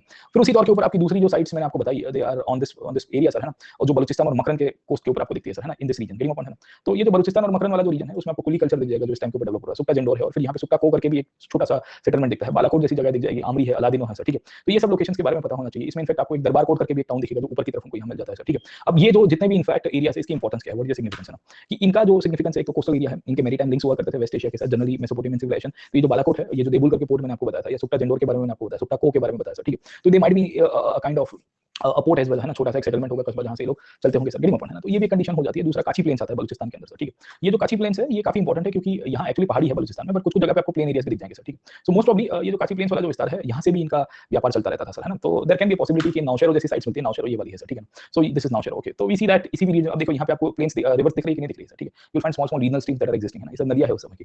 तो इनको भी हम लोग कंसीडर कर सकते हैं कि भाई नहीं नहीं यहाँ पे इनके सेटलमेंट्स के पीछे रिवर का अपना बहुत बड़ा रोल प्ले था सर, ठीक है। उसी तौर के ऊपर सिंध की साइट्स दिखेगी, you find the sites of Sindh as well, है ना। तो ये सिंध के अंदर हम लोग मोहनजोदड़ो से इस साइड वाले जो रीजन को सिंध के रूप में कंसीडर कर देंगे सर, ठीक है। तो सिंध के अंदर भी आपको वाटर साइट्स दिखती है। एक साइड के ऊपर किरथार रेंज दिखेगी आपको छोटी मोटी सर, ठीक है। एंड साइट्स के अंदर आपको मोहनजोदड़ो दिखेगा, अलोदेनो दिखेगा, चाणूदरो जैसे साइट्स दिख जाएंगे सर, ठीक है। वो जनरली इंडस के ईस्ट या वेस्ट की साइड पे होंगे। कुछ साइट्स आप देखोगे तो इंडस की ईस्ट में दिखेगी, कुछ साइड आपको क्या दिखेगी, इंडस की वेस्ट में दिखेगी। जैसे आमरी देखोगे तो इंडस की आपकी इस साइड में क्या कहते हैं, राइट हैंड साइड में, या चाणूदरो देखोगे तो इंडस की लेफ्ट हैंड साइड, क्योंकि इंडस यूं फ्लो कर रहा है ना सर, या कर रही है, तो इसके राइट में आ जाएगा और चाणूदरो लेफ्ट में आ जाएगा, है ना। तो left bank and right bank ये दोनों के दोनों मिल जाएंगे। कोट दीजिए उसी तौर के ऊपर आपकी लेफ्ट बैंक के अंदर दिखता है। तो आपको ना यहाँ से मैपिंग के अंदर आइडिया रहना चाहिए कि कौन सा सिटी कब आ रहा है सर, है ना, और किस तरह से डेवलपमेंट हो रहा है, गेटिंग पॉइंट, ओके। तो हमको खाली आइडिया रहना चाहिए कि कौन लेफ्ट राइट के ऊपर आ रहा है, तो पूरा पिक्चर को समझ में आ जाएगा, है ना। जैसे बालाकोट जैसे सेटलमेंट दिखेंगे ये भी इसी पीरियड के अंदर डेवलप होते हुए मिल जाएंगे सर, गेटिंग पॉइंट। उसके बाद आपका यहाँ पे मिल जाता है चोलिस्तान, जिसे हमने अभी आपको डिस्कस किया है ना। तो चोलिस्तान का इंपॉर्टेंस क्या है कि ये गग्गा हाकरा का सिस्टम है। आज की तारीख में प्रेजेंट डे में इसको डेजर्ट के रूप में कंसीडर करते हैं, बट आज की तारीख के अंदर जब हिस्टोरिकल बेसिस निकालते हैं तो 400 से ज्यादा साइट्स यहाँ पे आई है। और ये क्यों है, क्योंकि मैंने आपको बताया कि इसकी जो एक्सेस सिस्टम है वहाँ पे बहुत सारी small small regional parallel streams exist किया करती थी, जो हरियाणा से होते हुए, मतलब यमुना से जो नदी है वहाँ से निकलते निकलते निकलते इस साइड वाले रीजन में बहुत सारे सेटलमेंट्स दिखेंगे सर, गेटिंग पॉइंट, है ना। तो this is one of the reasons we see multiple sites over here. In fact Punjab में भी आपको रवि और क्या कहते हैं बियास वाले रीजन के अंदर हमको मिल जाते हैं, उसमें हड़प्पा सबसे मेन है। एक चीज आपको मैपिंग के अंदर भी पिक्चर क्लियर हो जाना चाहिए कि हड़प्पा के ऊपर आपको बहुत कम साइट्स दिखेगी, है ना। यहाँ पे मुसाकेल है, गुमला है, रेमांदेरी है, जो अर्ली हड़प्पन पीरियड की है, बट बीच बीच में आपको है ना कुछ कुछ साइट्स नहीं दिख जाएगी सर, जैसे झेलम, चिनाब और रवि के बीच में you find hardly any small और बिग साइट्स, है ना। बहुत रेयर केस में ऊपर चिनाब के ऊपर आपको मंडा दिखता है जम्मू कश्मीर में, जो उसका नॉर्दर्न मोस्ट एरिया के रूप में हम लोग आज की तारीख में कंसीडर करते हैं, क्योंकि इसके ऊपर आपको नियोलिथिक कल्चर दिखेंगे सर। वो था Gufkral and the this thing है ना, क्या कहते हैं, बुरजाम सर, ठीक है। That used to coexist with Harappan civilisation sir, getting point, है ना। तो ये दोनों पॉइंट्स आपको क्लियर हो जाने चाहिए कि कहाँ पे इसके लोकेशंस हुआ करते थे सर, ठीक है ना। तो इंडस झेलम चिनाब थोड़ा प्लेन एरिया था, शायद वहाँ पे सेटलमेंट्स नहीं थे। पंजाब में आपको रोपड़ दिखता है जो काफी छोटा सेटलमेंट था, फिर आपको हरियाणा दिख जाएगा। हरियाणा में बनावली है, राखीगढ़ी है, पहले इनफैक्ट 60 एकर्स का था, आज की तारीख में 400 एकर्स या 400 हेक्टर्स के आसपास इसको कंसीडर किया जा सकता है। तो it's one of the huge sites, one of the biggest sites आपको यहाँ पे मिल जाएगी, जिसका आपको इंपॉर्टेंस दिखता है। Over period of time Gujarat के अंदर भी एक्सकवेशन किया गया और गुजरात में भी इसके साइट्स मिलने की बड़ी मात्रा में शुरुआत होती है सर, ठीक है ना। तो इसकी ज्योग्राफिकल स्प्रेड के अंदर आपको बहुत सारे साइट्स दिखेगी। उसमें Gujarat had its own regional culture. अभी हम लोग थोड़ी देर के बाद इनकी डाइवर्सिटी को मैं आपको पढ़ाता हूँ कि इनके सब्सिस्टेंस बेस के अंदर खाने पीने की जो चीजें थी उसमें बहुत वेरिएशन था। कहीं पे राइस उगते थे, कहीं पे मिलेट्स उगते थे, कहीं पे बार्ली उगते थे। गुजरात और गुजरात में आप देखोगे मिलेट्स जैसे क्रॉप्स को उगाना सर, ठीक है ना। ये चीज दर्शाता है कि इन स्पाइट ऑफ जो वाटर की एबिलिटी शायद आपके पास परमानेंट ना हो, बट मिलेट्स को आप ग्रो करवा सकते हो, ठीक है। राइस को ग्रो करवा रहे थे in spite of having lesser kind of rainfall as well. खैर, तो बहुत सारी चीजें हमको यहाँ से दिख जाती है। यहाँ से आपको क्या कहते हैं मल्टीपल स्टोन की एबिलिटी मिल जाती है। गुजरात में भी आपको प्लेन्स दिखते हैं। एक्चुअली गुजरात में ये जो कच्छ वाले रीजन में आज की तारीख में भी आप देखिए कि यहाँ पे धोलावीरा, देसलपुर, सूरकोट जो दिख रहे हैं, यहाँ पे बन्नी प्लेन्स आया हुआ है। And Kutch is having one of the most important ecological diversity sir, ठीक है। तो यहाँ पे आपको ग्रासलैंड्स बहुत दिख रहे हैं सर, और कोस्टल एरिया भी दिख रहा है। तो इसके लिए आपको सेटलमेंट्स के लिए एनिमल्स को लिए भी कोई प्रॉब्लम नहीं होगी, और पेस्टोरल इकोनॉमी का भी फायदा होगा। पेस्टोरल इकोनॉमी को क्यों मिलेगा, क्योंकि वी सी दैट यहाँ की जो पेस्टोरल कम्युनिटी थी उनको जानवर गाय भैंस चराने के लिए और भी चीजें आपको मिल जाती थी सर, ठीक है ना। तो इसके लिए सेटलमेंट्स आपको इस तरह के अंदर से दिख जाएंगे। ज्यादातर आप देखोगे जो साइट्स है they are located on the river banks only sir, getting point, है ना। तो what do we see over, ये जो गगर हाकरा का एक्सेस है ये दिख रहा है, ये गगर हाकरा है पुरानी सर, है ना, जो फ्लो किया करती थी वंस अपॉन अ टाइम, और ये आज की तारीख में ड्राई हो गई। एक्चुअली ज्यादातर साइट्स आपको यहाँ पे दिखेगी सर, गेटिंग पॉइंट, है ना। तो ये जो गगर हाकरा है यहाँ से आपकी ऊपर से तो आपकी ये यमुना की स्ट्रीम्स आने की शुरुआत हो जाएगी, हिंडौन नदी के आजू बाजू वाला रीजन। बट वी सी जब नीचे की तरफ आएंगे तो आपको ये गगर हाकरा का ही इंपॉर्टेंस दिखेगा। जो थर्ड डेजर्ट की साइड से आज की तारीख में semi arid region, arid region कहते हैं, once upon a time had a very perennial river which was flowing, है ना। तो इसी के कारण हम क्या कह सकते हैं कि भाई यहाँ पे जो सेटलमेंट्स आए हैं sites in spite of their located on the present semi arid area, but यहाँ पे इनकी वाटर की एबिलिटी के कारण इनका सेटलमेंट यहाँ पे हुआ था सर, ठीक है। तो एक तो ज्योग्राफिकल स्प्रेड आपको पूछता है कि discuss the features about the geographical expansion of the Indus civilisation. तो आपको लिखना है इसके अंदर से कि we start from Afghanistan, Afghanistan में छोटू गए से लेके नीचे आपको थोड़ी बहुत दैमाबाद तक भी मिल जाती है, पर दैमाबाद को फुल फ्लेज हड़प्पन कल्चर का नहीं मानते हैं लोग। कहते हैं कि it was more of an I would say linkage centre जो वहां पे एस्टैब्लिश हुआ, क्योंकि दैमाबाद पहले से एग्जिस्ट कर रहा था ना। हमने देखा था कि पहले जो न्यूलिथिक फेज से ट्रांजिशन हो रहा है तब से ये डेवलपमेंट होने की शुरुआत है। जोरवे कल्चर हमने पढ़ा था ना पिछले क्लास में, और जोरवे कल्चर इवन हड़प्पा के बाद भी एग्जिस्ट करना शुरू रहता है, क्योंकि ये तो 700 बीसी तक चलेगा सर, है ना। One of the longest cultures जो न्यूलिथिक कल्चर से ट्रांजिशन होते होते अपने आप को जिंदा रखेगा सर, ठीक है। सो ये पूरी कंडीशंस आपको इसके ज्योग्राफी के अंदर से दिखेगी। आपको ज्योग्राफिकल स्प्रेड के ऊपर प्रश्न आया नहीं है, पर इसको पढ़ना क्यों जरूरी है, क्योंकि इससे आप क्वेश्चंस को कोरिलेट करोगे सर, गेटिंग पॉइंट, है ना। So you will be able to correlate the questions कि भाई इनमें क्या-क्या कंडीशंस आ रही है और इनके सेटलमेंट्स के बेसिस आप डिस्कस करेंगे सर, ठीक है। अब ये सेटलमेंट्स का जो पॉइंट है इसके ऊपर और भी डिस्कस करेंगे जब एग्रीकल्चर को लिखेंगे। तो हम लोग जब अभी एग्रीकल्चर को समझेंगे तो आपको पूरा पिक्चर क्लियर होगा कि यहाँ पे सेटलमेंट्स और अपने जीवन को कैसे चलाया सर, गेटिंग पॉइंट। तो ये तो पहला पॉइंट हो गया आपके यहाँ पे कि क्या कंडीशन थी इनकी ज्योग्राफी की और ज्योग्राफिकल एक्सपेंशन कहाँ से कहाँ तक होता है सर, ठीक है। एक प्रश्न यहाँ से जो निकलता है वो है द कंटेम्परेरी कल्चर्स और the contemporary settlements to Indus civilisation. इसको सबसे लास्ट में मैं डिस्कस करूंगा। लास्ट में क्यों करूंगा, क्योंकि ये हड़प्पन के डिक्लाइन के साथ ही चलेगा सर, है ना।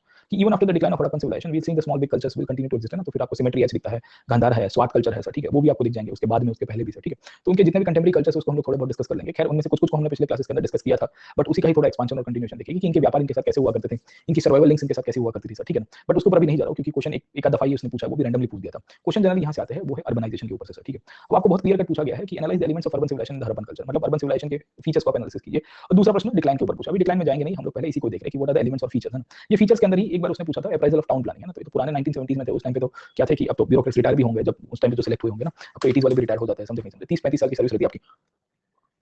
तो उस टाइम के लिए काफी भारी प्रश्न होगा 1979 में, क्योंकि इस तरह की रिसर्च और जो मॉडर्न एक्सकेवेशन है वो हुआ नहीं था। तो उनके पास जो एक दो लिमिटेड किताब या 3 किताब जो मार्केट में चलती होगी थोड़ी बहुत रिसर्च के बेसिस के ऊपर से, वहां से ही आपको ये लिखना था सर, समझे नहीं समझे, है ना। तो इसमें भी यही है, 2 प्रश्न पूछे हैं, appraisal of the town planning and in the cities को इवैल्यूएट कीजिए सर, है ना, समझे नहीं समझे। तो चलते हैं यहाँ पे पहले टाउन प्लानिंग और अर्बनाइजेशन के रूप में चले जाते हैं। अब याद रखिएगा कि इसको सिविलाइजेशन क्यों कहते हैं सर, सिविलाइजेशनल एस्पेक्ट क्यों कहते हैं सर, वेरी इंपॉर्टेंट है ना। तो सामान्य रूप से संस्कृति ऐसी होती है जो आइसोलेशन में एग्जिस्ट करती है। हमने न्यूलिथिक कल्चर को पढ़ा था पिछले क्लास के अंदर, याद करिए कि दे वर एग्जिस्टिंग इन आइसोलेशन, है ना। तो मेहरगढ़ वाले अपना जीवन चला रहे हैं, चिरांड वाले अपना जीवन चला रहे हैं, बुरजाम और गुफरल वाले अपना जीवन चला रहे हैं। नीचे की तरफ आ जाओगे सर, है ना, दक्कन में, तो उनका जीवन अपने हिसाब से चल रहा है, कोई दिक्कत नहीं, क्या नंबर जिस पर मजा नहीं life. But over period of time when we see the Indus civilisation we find some kind of uniformity and totality coming into the picture, है ना। और ये टोटलिटी कैसे है, in the form of town planning, in the form of the script. अब आप देखो लिखने की शुरुआत करोगे तो उसे सभ्यता क्या एक बहुत ही इंपॉर्टेंट आयाम माना जाता है। मतलब आप अगर लिख नहीं पा रहे हो ना सर, है ना, सो दिस थिंग शोस कि आप उतने सिविलाइज नहीं हो and you are uncultured people, getting upon. So in spite of script is not able to decipher, हम लोग उसको डिसिफर तो नहीं कर पाए स्क्रिप्ट को, but at least we see something called literacy. और स्क्रिप्ट के प्रकार बहुत सारे दिखे, मतलब उसको script can be actually seen in the pottery, script can be seen in the seals, script can be seen in the inscriptions, some of the inscriptions which are made on the monuments as well sir, है ना। उसमें ये क्या कहते हैं, धोलावीरा में तो बड़ा सा साइन बोर्ड मिला, you find a huge sign board, और ये जो साइन बोर्ड मिला है धोलावीरा के अंदर से, उसमें बहुत सारे अल्फाबेट्स लिखे हैं। तो इनके बेसिस के ऊपर से तो लोग वहां तक प्रश्न पूछते हैं कि अगर जो इतनी बड़ी स्क्रिप्ट इन्होंने यूज की है, ये दर्शाता है कि ये लोग बहुत ही लिटरेट सिविलाइजेशन थी and there was a huge, I would say high literacy, है ना।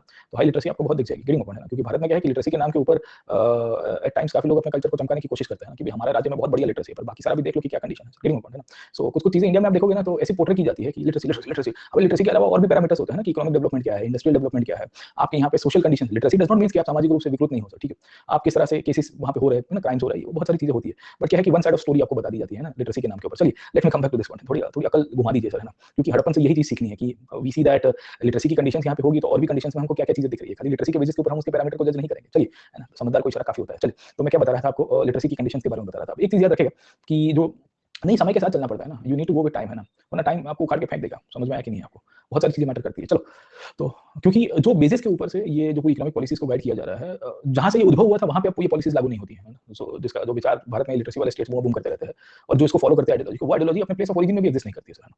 और जिन जिन लोगों ने उसको पकड़ के रखा था वो भी समय के साथ सुधर गए, है ना, उनको भी पता चल गया है कि भाई क्या कहते हैं, यूनियन बना के पिपुड़ी बजा के नहीं चलेगा सर, समझे नहीं समझे, we need to go with time. हमारा नेबर ही देख लीजिए, इकोनॉमिक रिफॉर्म्स कितना कर दिया उसने, है ना। तो चलिए, तो ये लिटरेसी की कंडीशन आपको यहाँ दिखती है। देखिए सिविलाइजेशन में आपको जनरली लिटरेसी का एस्पेक्ट दिखेगा, वो भी यूनिफॉर्म स्क्रिप्ट आपको दिख रही है। हड़प्पा के यहाँ पे आपको यूनिफॉर्म स्क्रिप्ट दिखती है, सिविक पर्पसेस के साइन बोर्ड दिख रहे हैं, हड़प्पा के सील्स दिख रहे हैं सर, गेटिंग अपॉन, है ना। तो ये एक बहुत इंपॉर्टेंट पॉइंट आपको यहाँ से मिल जाएगा। दूसरा क्या है कि अर्बन जो कल्चर है, अर्बन सिविलाइजेशन है, उसमें मॉन्यूमेंटल स्ट्रक्चर्स का इंपॉर्टेंस होता है। तो जितने भी आप देखोगे civilisations, they try to make their mark felt, है ना, वो अपने प्रेजेंस को फील करवाना चाहते हैं कि हम आए थे सर, है ना, और हम आए थे कैसे आए थे, हम कुछ बना कैसा जाएंगे सर, गेटिंग अपॉन, है ना। सो ये अर्बन सिविलाइजेशन का एक पार्ट है सर, है ना। ज्यादातर जितने भी अर्बन कल्चर्स होते हैं, अर्बन सोसाइटीज होती है, उसमें आपको टाउन हाउस दिखेंगे, आपको ऐसे ऐसे बड़े बड़े पार्क्स दिख जाएंगे सर, है ना, ऐसे मेन सेंट्रल थीम के मॉन्यूमेंट्स दिखेंगे, जिसको देख के आपको लगेगा कि नहीं माँ का सब खर्चा किया इन्होंने सर, ठीक है। तो we see monumental structures very important part of that, है ना। तो हड़प्पन ने भी ये सब बनाया है सर। इनके यहाँ पे अर्बनाइजेशन हो रहा है और सिविलाइजेशनल एस्पेक्ट वहां तक होता है कि लोग खाली खेती के ऊपर डिपेंडेंट नहीं थे, and we will find heterogeneous economic activities taking place, हम लोग कल के क्लास के अंदर डिस्कस करेंगे। वी आल्सो फाइंड कि इनके यहाँ पे प्लानिंग का बहुत बड़ा इंपॉर्टेंस है, और प्लानिंग में रीजनल वेरिएशंस भी दिख जाएंगे बहुत बड़ी मात्रा के अंदर। So we see that multiple regional variations can be seen, है ना। तो जैसे हड़प्पा का प्लानिंग थोड़ा अलग था मोहनजोदड़ो से, मोहनजोदड़ो का कालीबंगन से अलग था, but still there was uniformity, there was a guiding force जो कह रही थी कि आपको इसको बनाना है इस तरह से सर, गेटिंग पॉइंट, है ना। वी विल आल्सो सी कि यहाँ पे आपको एक सेंट्रलाइज्ड अथॉरिटी दिखती है ना, तो बहुत बड़ा लार्ज स्केल एरिया दिख जाएगा। घरों की डिजाइन में यूनिफॉर्मिटी मिलती है, वाटर मैनेजमेंट के अंदर यूनिफॉर्मिटी है, ड्रेनेज लाइंस मिल रहे हैं आपको इतने सारे टाउन्स के अंदर, है ना, almost each and every town had small और बिग ड्रेनेज लाइन कनेक्टेड। ये सब चीजें आपको कहीं ना कहीं एक ऐसे कंसेप्ट की तरफ लेके जाती है जो आप सिविलाइजेशन के रूप में अपना कंसीडर करते हो। देखो घर तो पहले भी बनते थे, न्यूलिथिक और चालकोलिथिक पीरियड में ड्वेलिंग हाउसेस बनने की शुरुआत हुई थी, पर वो घरों के अंदर बाथरूम नहीं था सर, ठीक है। वो घरों के अंदर आप देखोगे तो वाटर का डिस्पोजल का प्रश्न हो रहा था, वो घरों के अंदर जो साइंटिफिक डिजाइन ऑफ प्लानिंग है वो नहीं थी। हड़प्पन ने जो घर बने उसमें सेंट्रल कोर्टयार्ड बनाया था, अभी पढ़ते हैं हम लोग थोड़ी देर के बाद, क्योंकि घरों के अंदर आपको ओपन स्पेस दिख जाती है। वो ओपन स्पेस से इनफैक्ट हम लोग को पता चलता है कि सस्टेनेबिलिटी का कंसेप्ट दिखता है सर, है ना। तो ये बहुत सारी चीजें हमको दर्शाती है कि इनके यहाँ पे जो सिविलाइजेशनल का एस्पेक्ट था वो बहुत सारी चीजों को मेंटेन करेगा सर, है ना, उसको इंपॉर्टेंस के रूप में देखेगा। एक कमांड अथॉरिटी हुआ करती थी सर, है ना। ये जो कमांड अथॉरिटी थी इनको गाइड करती थी कि आपको ऐसे चीजें बनानी और ऐसे नहीं बनानी। और कमांड अथॉरिटी कब बनी होगी, मैच्योर फेज में, क्योंकि मैंने आपको बताया कि might be because of the competition of the cities, one और two cities would have overshadowed the other areas, और धीरे धीरे उसने कहा कि मैं हंटर चलाऊंगा सर, है ना, और सबको इस हिसाब से प्लानिंग करना है। तो हम इसके ऊपर पॉलिटी के ऊपर देखेंगे कि इनकी पॉलिटिकल कंडीशंस में अलग अलग थियरी आएगी। कोई कहेगा टू स्टेट सिस्टम है, कोई कहेगा मल्टी स्टेट सिस्टम है, कोई कहेगा कि फेडरलिज्म थी, गुजरात एक अलग राज्य था, मोहनजोदड़ो अलग राज्य था, पंजाब एक अलग राज्य था सर, समझे नहीं समझे, गेटिंग अपॉन। इनफैक्ट यहाँ पे एक standardisation of weights and measures होते हैं, तो इन्होंने ना कि 1 2 4 8 16 इस प्रकार की आपको मल्टीपल्स के अंदर वेट सिस्टम दिखेगी सर, है ना। तो ये जो वेट्स एंड मेजर्स है ये भी दर्शाता है कि kind of advancement in science and technology है सर, ठीक है। क्योंकि और ये स्क्रिप्ट से थ्रू ही आता है, स्क्रिप्ट बनती है ना, तो you will be able to like no progress in multiple direction, समझे। तो ये सब चीजें इनके सिविलाइजेशनल एस्पेक्ट के अंदर कंसीडर करते हैं। कल्चर सामान्य रूप से संस्कृतियां ऐसी होती है जो स्केटर्ड होती है, उनके अंदर इतनी सोच विकसित नहीं हो पाती है, और वो क्या होता है कि एक हद से ज्यादा एक्सपांड नहीं कर पाते अपने सेटलमेंट्स को सर, है ना। तो ये तो इतने स्मार्ट लोग थे कि इनको जरूर पड़ी, इन्होंने लोथल जैसे सेटलमेंट को बनाया, इन्होंने बालाकोट को बनाया, इन्होंने चाणूदर को बनाया। ये ऐसे छोटे सेटलमेंट थे दैट वर एक्चुअली सोटुगाई को बनाया, सोटुगाई मैंने अभी आपको बताया जो अफगानिस्तान के अंदर है सर, ठीक है। जो मूल तरह से क्या दर्शाता है कि एक अपने ट्रेड एंड कॉमर्स का एक्सपेंशन करना था कि भाई चलिए एक आउटपोस्ट बना देते हैं, क्योंकि हम रोज तो वहां जाएंगे नहीं, बट जाएंगे तो वहां पे सेटल होकर आएंगे सर, गेटिंग पॉइंट, थोड़े समय तक व्यापार करना चलेंगे। तो इन सब का बेसिस आपको दर्शाता है कि इनके यहाँ पे लिटरेसी से लेके इकोनॉमिक डाइवर्सिफिकेशन के लेके फूड का भी आपको इंपॉर्टेंस दिखेगा। सिविलाइजेशन के अंदर फूड का इंपॉर्टेंस कितना है सर, है ना, कि सामान्य रूप से हंटिंग गैदरिंग बहुत डोमिनेट करता था, इन्होंने तो इनफैक्ट है ना गर्म खानों का उपयोग बहुत किया है सर, है ना। तो इनके यहाँ पे आपको चूल्हे दिखते हैं, आपको कॉन्स दिखते हैं, आपको फायर ऑल्टर्स दिख जाते हैं। फायर ऑल्टर्स में हवन थोड़ी होता होगा, मैं तो खाना भी पकता होगा सर, है ना। आपको गड्ढे के अंदर चूल्हा दिखा है, मोस्ट प्रोबेबली तंदूरी बनती होगी उस टाइम के अंदर सर, है ना, गेटिंग पॉइंट, क्योंकि क्लाइमेट ठंडा था, तो ठंडा क्लाइमेट था तो eventually you will eat certain things, है ना, जो आपको बॉडी को गर्म रख पाए सर, है। तो आप अगर हंटिंग गैदरिंग करोगे तो हम कहेंगे कि ये तो मतलब है ना वही आदिवासी वाला जीवन जी रहा है सर, है ना। बट यहाँ पे आपको दिख रहा है कि कपड़ा पहन रहा है सर, है ना, एक वो क्या कहते हैं, वो हमने कल बाबा थानोस को देखा था, वो बाबा थानोस की दाढ़ी हमने देखी थी, कैसी बढ़िया प्रकार की दाढ़ी रहती है सर, फैशन सेंस इवॉल्व हो रही है। उसके कपड़ों में देखोगे तो आपको है ना ट्री फ्लोरल डिजाइन दिख जाती है, फ्लोरल डिजाइन हमने कल के क्लास के अंदर आपको शायद बताई थी सर, ठीक है। लोथल का डॉकयार्ड बनना, ये सब छोटी मोटी बातें थोड़ी है सर, है ना। तो इसको जब हम लोग अर्बन सिविलाइजेशन के रूप में कंसीडर करते हैं, उसके पीछे के बहुत सारे कारण है सर, ठीक है। सो ये बाबा थानोस आप देखिए, बहुत ही बढ़िया बात है सर, है ना, कॉटन के हमको एविडेंसेस मिल जाता है यहाँ पे सर। फूड की डाइवर्सिटी बहुत बड़ी मात्रा के अंदर थी, है ना। तो आप खरीफ क्रॉप भी उगाते थे, आप रबी क्रॉप भी उगा रहे हो सर, ठीक है। आप खरीफ क्रॉप भी उगा रहे हो, आप रबी क्रॉप भी उगा रहे हो, आप मिलेट्स भी उगा रहे हो, आप ज्वार भी उगा रहे हो, बाजरा भी उगा रहे हो सर। अफ्रीका से कुछ क्रॉप आए हुए हैं आपको, ये खरीफ ज्वार ये सब मिलेट्स है ना, कुछ सर ये अफ्रीकन ओरिजिन है, ये इंडियन ओरिजिन क्रॉप्स नहीं थे। वीट और बार्ली इंडियन ओरिजिन क्रॉप्स है, जो पहले से नियोलिथिक चालकोलिथिक पीरियड में चल रहे थे। बट हड़प्पन्स जब ये ओमान जाते थे and then they used to go to this region of Nile and Mesopotamia, तो उनकी नाइल वैली के साथ अच्छे संबंध थे, तो नाइल से बहुत सारी चीजें यहाँ पे आती थी मेसोपोटामिया में, और मेसोपोटामिया से सामान भारत में आता था, तो उसमें लोग क्रॉप लेके आ गए सर, है ना। कितने स्मार्ट लोग थे, इनको समझ में आ रहा था कि भाई ये नाइल वैली रीजन से हम चीजें यहाँ पे आती है, और फिर यहाँ से फिर हड़प्पन अपने तरफ लेके आ गए। तो वेरी स्मार्ट पीपल सर, है ना। तो कितने सारे आपको बेसिस दिखेंगे जिनके बेसिस के ऊपर से वी कैन से दैट इनकी फूड की अलग कंडीशन है, इनकी इकोनॉमी का एक्सपेंशन हो रहा है, तो फिर क्यों इसको सिविलाइजेशन ना कहा जाए सर, ठीक है। तो ये जो सिविलाइजेशन एस्पेक्ट है ना, why it is known as the urban civilisation और अर्बनाइजेशन, तो अर्बनाइजेशन के जो 10 पॉइंट आप याद करिए, कल हमने पढ़े थे नहीं पढ़े थे सर, ठीक है। ये जो 10 पॉइंट है उसके साथ मैच करिए सर, है ना। उसमें आप देखोगे पॉलिटिकल सेंटर भी मैच कर दीजिए, you try to match up the political centre as well. क्या हड़प्पन में पॉलिटिकल सेंटर के एविडेंसेस मिले कि नहीं मिले सर? हाँ, हमको मिल रहे हैं सर। क्या हड़प्पन के अंदर बिग एम्पायर के एविडेंसेस मिले हैं? आप देखोगे तो गॉर्डन चाइल्ड के सिवाय आपको मैकडम जैसे लोग दिखेंगे, जिन्होंने अपने खुद के क्राइटेरिया भी बताया था। उन्होंने कहा था कि नहीं हम लोग अर्बन इसी को कहेंगे, उसके पीछे और भी फैक्टर्स हो सकते हैं सर, ठीक है। जहाँ पे सिटीज और हिंटरलैंड्स के बीच में रिलेशंस को भी देखना पड़ेगा। तो हड़प्पन में तो हमको ये भी पता चल रहा है सर, सिटीज के और हिंटरलैंड के बीच में बहुत डेवलपमेंट है, एग्रीकल्चर सरप्लस के कारण ही सिटीज का डेवलपमेंट हुआ, ये भी सही है सर, ठीक है। मॉन्यूमेंटल बिल्डिंग्स तो इसने बताई थे, लार्ज पॉपुलेशन बताया था, यूनिफॉर्म साइज एंड वेट की बात की थी, ये भी हमको पता चल रहा है सर, ठीक है ना, गेटिंग पॉइंट है ना। और cities were kind of main centre for political empires और बिग बिग एम्पायर्स, जिसको इनफैक्ट है ना ये गिडॉन ने बताया था, ये भी हड़प्पा के अंदर मिल रहा है, क्योंकि बड़ा एम्पायर था, एक कंट्रोलिंग सेंटर था। तो आप कोई भी क्राइटेरिया को देख लीजिए जो आर्कियोलॉजिकल एक्सपर्ट्स ने, हिस्टोरिकल एक्सपर्ट्स ने बताए थे, वो सबके सब हड़प्पा के शहरों के अंदर मिलते हैं। And this is one of the reasons कि it is known as the urban civilisation sir, समझे नहीं समझे ना। तो वी सी अर्बन सिविलाइजेशन क्यों कहते हैं, क्योंकि यहाँ पे बड़ी पॉपुलेशन थी। इनफैक्ट ये मोहनजोदड़ो के लोअर टाउन में कुछ 40-40 हजार के आसपास लोग रहा करते थे, लोअर टाउन में 40,000 लोग रहते थे सर, है ना। डाइवर्सिटी ऑफ इकोनॉमी आपको मिल जाएगी सर, इसी के कारण इसको हिस्टोरियंस क्या कहते हैं, फर्स्ट अर्बन रिवॉल्यूशन, समझे नहीं समझे। भारत के अंदर सबसे पहला शहरीकरण या नगरीकरण इसी समय के दौरान आपको मिल जाएगा। और ये सिटीज को गवर्न करने के लिए छोटे मोटे लोग नहीं थे, आपको नगरपालिका भी दिख जाती है। क्यों नगरपालिका दिखती है, क्योंकि आप देखिए शहरों को चलाने के लिए ऐसे लोग चाहिए थे जो इसको रन कर पाए sir, getting point. And we see that every city had some kind of authority जो ये प्लानिंग को देख रही थी। इनके शहरों में आपको वहां तक दिखेगा कि जो मॉन्यूमेंट जो कंस्ट्रक्शन हो रहे थे हमेशा प्लेटफॉर्म के ऊपर होते थे, पहले ब्रिक्स का प्लेटफॉर्म बनाओ, मतलब प्लिंथ बना दो, प्लिंथ बनाने के ऊपर ही सब कुछ बना जाएगा, आप जमीन के ऊपर कुछ नहीं बनाओगे सर, है ना। तो ये सब बेसिस क्या बताता है, ऑल दिस थिंग शोज कि इनके अंदर यूनिफॉर्मिटी से लेके एडवांसमेंट बहुत बड़ा था, और सब एक स्पेसिफिक स्टाइल और कंडीशंस को फॉलो करते थे सर, गेटिंग पॉइंट है ना। तो this is one of the reasons we see that Harappan civilisation को ये लोग सिविलाइजेशन के रूप में पहचानते हैं, अर्बनाइजेशन के रूप में इसको हाईलाइट करते हैं सर, गेटिंग पॉइंट है ना। तो ये चीज आपको पता होनी चाहिए कि क्या कंडीशन इसके अंदर से रहती है। खैर मैंने आपको बता दिया कि इसके फीचर्स क्या हुआ करते थे सर, है ना। इसके फीचर्स के ऊपर एक एक करके चर्चा करते हैं। तो सिटीज में ग्रिड पैटर्न का डेवलपमेंट दिखेगा, जहां पे रास्ता एक दूसरे को 90 डिग्री के अंदर इंटरसेक्ट करता है। अब ये एक्जैक्टली 90 डिग्री नहीं था, ये याद रखिएगा, अभी मैं आपको थोड़ी देर के बाद पढ़ाता हूँ। It was not exactly 90 degree, but it was similar to grid pattern, है ना। तो एक्जैक्ट 90 डिग्री मतलब आप जैसे देखोगे वैसा चंडीगढ़ या गांधीनगर जैसा नहीं है, ठीक है, जो आज के मॉडर्न सिटी थे। तब भी ग्रिड पैटर्न को एस्टैब्लिश करना बहुत चैलेंजिंग बात था, without any Google map, without any AutoCAD और सॉफ्टवेयर, है ना। तो वी कैन से कि प्लानिंग थी, उसमें रास्ते एक दूसरे को इंटरसेक्ट करते थे, 90 नहीं थे बट उसके सिमिलर एंगल्स के अंदर आपको मिल जाएंगे सर, गेटिंग पॉइंट है ना। दूसरा, शहर को दो पार्ट के अंदर डिवाइड करना, वेस्टर्न पार्ट के अंदर सिटाडेल जो हिली एरिया में था, थोड़े टिल्ले के ऊपर था, और ईस्टर्न पार्ट आपका प्लेन एरिया रहता है, बड़े बड़े 100 हेक्टर के 200 हेक्टर के सिटीज मिल जाता है सर, ठीक है। और ये दर्शाता है कि शहर का एक विस्तार एडमिनिस्ट्रेशन के लिए था, एक विस्तार कैसा था, रेसिडेंशियल एरिया में था। तो majority of the cities were divided into two areas, some cities were actually included in the regional differences, तो like Dholavira which was divided into 3 area, है ना। तो middle, lower and upper town के रूप में बीच में एक स्पेस ऑफ इंटरेक्शन रखा गया था लोगों के बीच में चर्चा करने के लिए सर, ठीक है। We see that standardised bricks मिल जाती है, हड़प्पा के अंदर एक रेशियो फिक्स था, है ना। आज की तारीख में भी हम लोग ब्रिक्स की डायमेंशन लेते हैं ना, 19 बाय 9 बाय 9 सेंटीमीटर सर, ठीक है ना। ये इंडियन स्टैंडर्ड की साइज है सर, है ना। तो वैसे ही आपको हड़प्पा के अंदर भी एक फिक्स रेशियो आपको दिख जाती है। तो you go to every place, है ना, आपको हड़प्पा की ब्रिक्स की साइज दिख रही है, तो ये भी कोई कॉमन एलिमेंट इनके अंदर से हमको मिल जाएगा सर, ठीक है। We see that planning same होगा, अगर साइट्स बड़े हो या छोटे हो डजंट मैटर, है ना। मोहनजोदड़ो बहुत बड़ी साइट है, लोथल बहुत छोटी साइट है, मोहनजोदड़ो का देखोगे तो 1/4 भी नहीं होगा, but size does not matter, the planning matters, है ना। तो वहां पे हमको पता चल रहा है कि लोथल के अंदर भले छोटा कस्बा था, मोहनजोदड़ो बहुत कस्बा था, बहुत बड़ा कस्बा था, बट स्टिल वहां पे जो प्लानिंग डिजाइन थी वो सेम रही है। मतलब आप 4 हेक्टर का बना रहे हो, 40 हेक्टर का बना रहे हो कि 400 हेक्टर का बना रहे हो, वहां पे फॉलो एक ही सिस्टम होगी। ये चीज दर्शाता है कि एक इंपीरियल अथॉरिटी और इनफैक्ट एक सिविलाइजेशन के अंदर एक यूनिफॉर्मिटी लाने की कोशिश की जा रही है सर, है ना। इनफैक्ट ये सिविलाइजेशन के अंदर इन्होंने जितने भी सिटाडेल बनाए, हर एक शहर के अंदर फोर्ट्स बनाए थे ईस्टर्न वेस्टर्न पार्ट में, उस सिटाडेल को इन्होंने बचाने के लिए इनफैक्ट है ना टावर दिखेंगे, गेटवे डिशेस दिखेंगे, जिसे मोट्स कहते हैं। अब याद करिए पिछले क्लास में आपको जोरवे के अंदर बताया था कि इनामगांव के अंदर हमको एक छोटा सा टिल्ला मिला है, और उसके आजू बाजू के अंदर हमको एक डिच दिख जाता है। डिच क्यों, क्योंकि कोई अटैक करेगा तो पानी की एक छोटी सी नहर बना देंगे सर, गेटिंग पॉइंट है ना। तो ये भी चीजें हमको यहाँ पे मिल रही है। इन्होंने बहुत बढ़िया प्रकार के हाउसिंग पैटर्न्स बनाए थे, वाटर मैनेजमेंट का यूज किया था, इसमें फ्रेश वाटर का यूज भी था और ड्रेनेज लाइंस भी थी। अब वाटर मैनेजमेंट के ऊपर अलग से क्वेश्चन पूछ दिया है, तो उसके ऊपर हम लोग डिस्कस करेंगे अभी थोड़ी देर के बाद या कल के क्लास के अंदर कि इनका वाटर मैनेजमेंट के फीचर्स क्या हुआ करते थे सर, ठीक है, कि पानी का अपना जीवन कैसे चलाते थे। But yeah we can say that they had good establishments of the multiple I would say monuments as well sir, ठीक है। इनके घरों के अंदर यूनिफॉर्मिटी दिखेगी आपको, जो भी प्लेन एरिया के अंदर घर दिखते हैं उसमें रो हाउसेस दिखते हैं सर, है ना। और रो हाउसेस भी हमने देखे थे कि in the neolithic period we find certain sites जहाँ पे ये दक्कन के अंदर ही हमको रो हाउसेस मिल जाते हैं सर, है ना। इनके रास्ते अगर आप समझोगे तो उसके अंदर भी आपको सेम पैटर्न दिखेगी। जनरली रास्ते नॉर्थ टू साउथ चलते थे, जहाँ पे इनके बरियल भी होते हैं सर, है ना। So we see the roads were actually cutting north to south, and इससे दो चीजें होती है कि रास्तों के नीचे ही हमको ड्रेनेज लाइन्स भी दिख जाती है सर, गेटिंग पॉइंट, है ना। सो वी सी कि इसी के नीचे इन्होंने ड्रेनेज लाइन्स को भी एस्टैब्लिश किया था, जहाँ से पानी बह सकता है, और दोनों कंटेम्परेरी कंस्ट्रक्ट करते हैं। ऐसा नहीं कि पहले यहाँ पे ड्रेनेज लाइन बना दी फिर रास्ता बना दिया, या पहले रास्ता बनाया फिर ड्रेनेज लाइन के लिए फिर से खड्डा खोद दिया, जो आज की तारीख में होता है सर, है ना। कि जैसे कोई नया एरिया डेवलप होता है ना, टीपी कहते हैं, टाउन प्लानिंग से, है ना। स्कीम पड़ती है तो उसमें पहले रास्ता बना देंगे, फिर पता चलेगा सोसाइटी वाले बूम करेंगे कि भाई हमारे यहाँ सोकपिट बहुत बढ़ जाता है and we need to have proper drainage connection, फिर कहेंगे वो रास्ता खोदेंगे हम लोग सर, है ना। तो विकास हैशटैग समझ में आया कि नहीं आपको सर, ठीक है। तो बहुत सारी चीजें हमको यहाँ पे मिलेगी। रोड पैटर्न इनकी बहुत इंटरेस्टिंगली है। इनफैक्ट इनके घरों को भी हम लोग आपने थोड़ा बहुत पढ़ा होगा कि जो मेन रोड के ऊपर खुलते नहीं थे घर, है ना, घर हमेशा साइड की गली के अंदर खुलते थे सर, गेटिंग पॉइंट, है ना। तो इसमें विंडो पैटर्न भी बहुत इंटरेस्टिंग आपको दिखेगी। लैंप पोस्ट दिख जाएंगे in Mohenjodaro and Harappa. We find some kind of wooden structures जो लैंप पोस्ट के रूप में रास्ते में काम करते थे। तो रात को कोई यहाँ ट्रैवल कर रहा है उसको ना दिखे तो स्ट्रीट लाइट का काम करते थे सर, है ना। लैंप पोस्ट आपको दिख जाएंगे। गार्बेज कलेक्शन की फैसिलिटीज दिखती है एक्चुअली रास्ते के अंदर। जब हवा बहती थी तो नॉर्थ टू साउथ इनकी हवा विंड डायरेक्शन इनको पता था, एंड दे न्यू की विंड डायरेक्शन अगर नॉर्थ टू साउथ जा रहा है तो गार्बेज जो है वो ऑटोमेटिकली बह के नीचे आ जाएगा सर, है ना, मतलब फ्लो करके नीचे आ जाएगा, उड़ के आ जाएगा, तो उसको कलेक्ट करने में कोई दिक्कत ना हो जाए सर, गेटिंग पॉइंट, है ना। तो इनसे बहुत सारे हमको एविडेंसेस दिखते हैं जो मोहनजोदड़ो, हड़प्पा या बाकी सारे शहरों के अंदर कॉमन दिख जाएंगे, है ना। इसमें ज्वेलरी की भी इंपॉर्टेंस दिख जाएगी, सील्स का भी इंपॉर्टेंस दिख जाएगा, एवरीथिंग इंक्लूडेड है। This is one of the reasons we find कि हड़प्पा के शहर जो थे they were one of the finest specimens, है ना। तो जो अर्बनाइजेशन को दर्शाते हैं, सिविलाइजेशन एस्पेक्ट को दर्शाते हैं। अब देखिए यहाँ पे क्या बोला गया है, the elements of urban civilisation. तो आपको अर्बन सिविलाइजेशन के फीचर्स देखने पड़ेंगे कि क्या-क्या चीजें हैं। तो उसमें से जो भी सिंगल सिंगल सिटीज में क्या-क्या चीजें मिल रही है वो आपको पता हो जाना चाहिए। यहाँ पे स्पेसिफिकली टाउन प्लानिंग आपको बोला गया है। हाँ देखो, ऑर्गेनाइजेशन प्रेजेंस में था कि नहीं था, तो मैं कहूंगा कि ऑर्गेनाइजेशन था सर, है ना। ऐसा तो नहीं था कि without any political organisation they could manage that, है ना। तो there was some kind of municipalities that was actually present, but we are actually not sure कि कौन करता था उसको सर, है ना। अब ये गार्बेज कलेक्शन में कहानी क्या है कि एक्चुअली रास्ते जो है ना उन्होंने ढाल के ऊपर डाले थे, ढलान के ऊपर रास्ते डालते थे, यूं करके रास्ते जाते थे। तो इसके नीचे से ड्रेनेज लाइन जाती थी, the drainage line was also flowing, है ना। तो ड्रेनेज लाइन एक्चुअली क्या था कि आपके क्या कहते हैं ग्रेविटी से चलती है ना, और पानी आपका यूं नीचे उतर जाएगा। तो उसी तौर के ऊपर जो आपका गार्बेज है, यहाँ पे कोई सॉलिड वेस्ट है सर, ठीक है।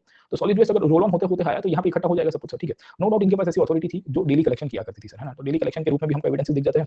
विल आल्सो फाइंड कि गार्बेज जो है वो भी उड़ता उड़ता यहाँ पे इकट्ठा हो जाएगा, है ना। तो ये जो नीचे की तरफ आओगे साउथ की तरफ, है ना, फ्लैट लैंड की तरफ, तो क्या कोई एक जगह के ऊपर कोई गार्बेज इकट्ठा नहीं होगा, अगर होगा तो फिर यहाँ पे होगा तो इजी टू कलेक्ट हो जाएगा सर, है ना। तो ये सब कंडीशंस आपको यहाँ दिखती है। अभी हम लोग वाटर मैनेजमेंट के ऊपर देखते हैं, टॉयलेट सिस्टम और वो सब कैसे बना था, बट ये पहले मोटे-मोटे तौर के ऊपर फीचर्स पता हो जाना चाहिए हड़प्पन सिविलाइजेशन की, इसके फीचर्स की इंपॉर्टेंस क्या है सर, ठीक है। तो इसको क्यों अर्बनाइजेशन कहते हैं, उसके फीचर्स का महत्व आपको क्लियर हो गया सर, गेटिंग पॉइंट, है ना, कि क्या-क्या कंडीशन रहती है। वाटर मैनेजमेंट के ऊपर अलग से क्वेश्चन पूछा है तो उसके ऊपर मैं चर्चा करता हूँ। पहले एक मोटे-मोटे कॉमन फीचर्स को देख लीजिए, क्योंकि कॉमन फीचर्स याद होंगे ना तो आप ऑटोमेटिकली कहीं ना कहीं इसको टाप सकते हो सर, है ना। कि अगर मैपिंग के अंदर भी पूछ दिया तो भी आप लिख पाओगे। नॉन मैपिंग के रिलेटेड कोई क्वेश्चन आगे आगे पीछे करके तो उसको भी आइडेंटिफाई कर सकते हो। पॉटरी के ऊपर हम लोग डिस्कस करेंगे जब आगे क्लास के अंदर आएंगे कि इनकी पॉटरी फीचर्स की क्या सिग्निफिकेंस हुआ करती थी। अब बेसिकली एक चीज बहुत लोग हाईलाइट करते हैं कि सिटाडेल का निर्माण ये दर्शाता है कि इनके यहाँ पे सिविलाइजेशन एस्पेक्ट के अंदर पॉलिटिकल फीचर भी बहुत इंपॉर्टेंट है। अब सिटाडेल मतलब बेसिकली एक छोटा सा फोर्ट था सर, है ना। काइंड ऑफ इसको एक्रोपोलिस कहा गया है बाय एसआर राव, जो लोथल को हाईलाइट करेंगे, है ना।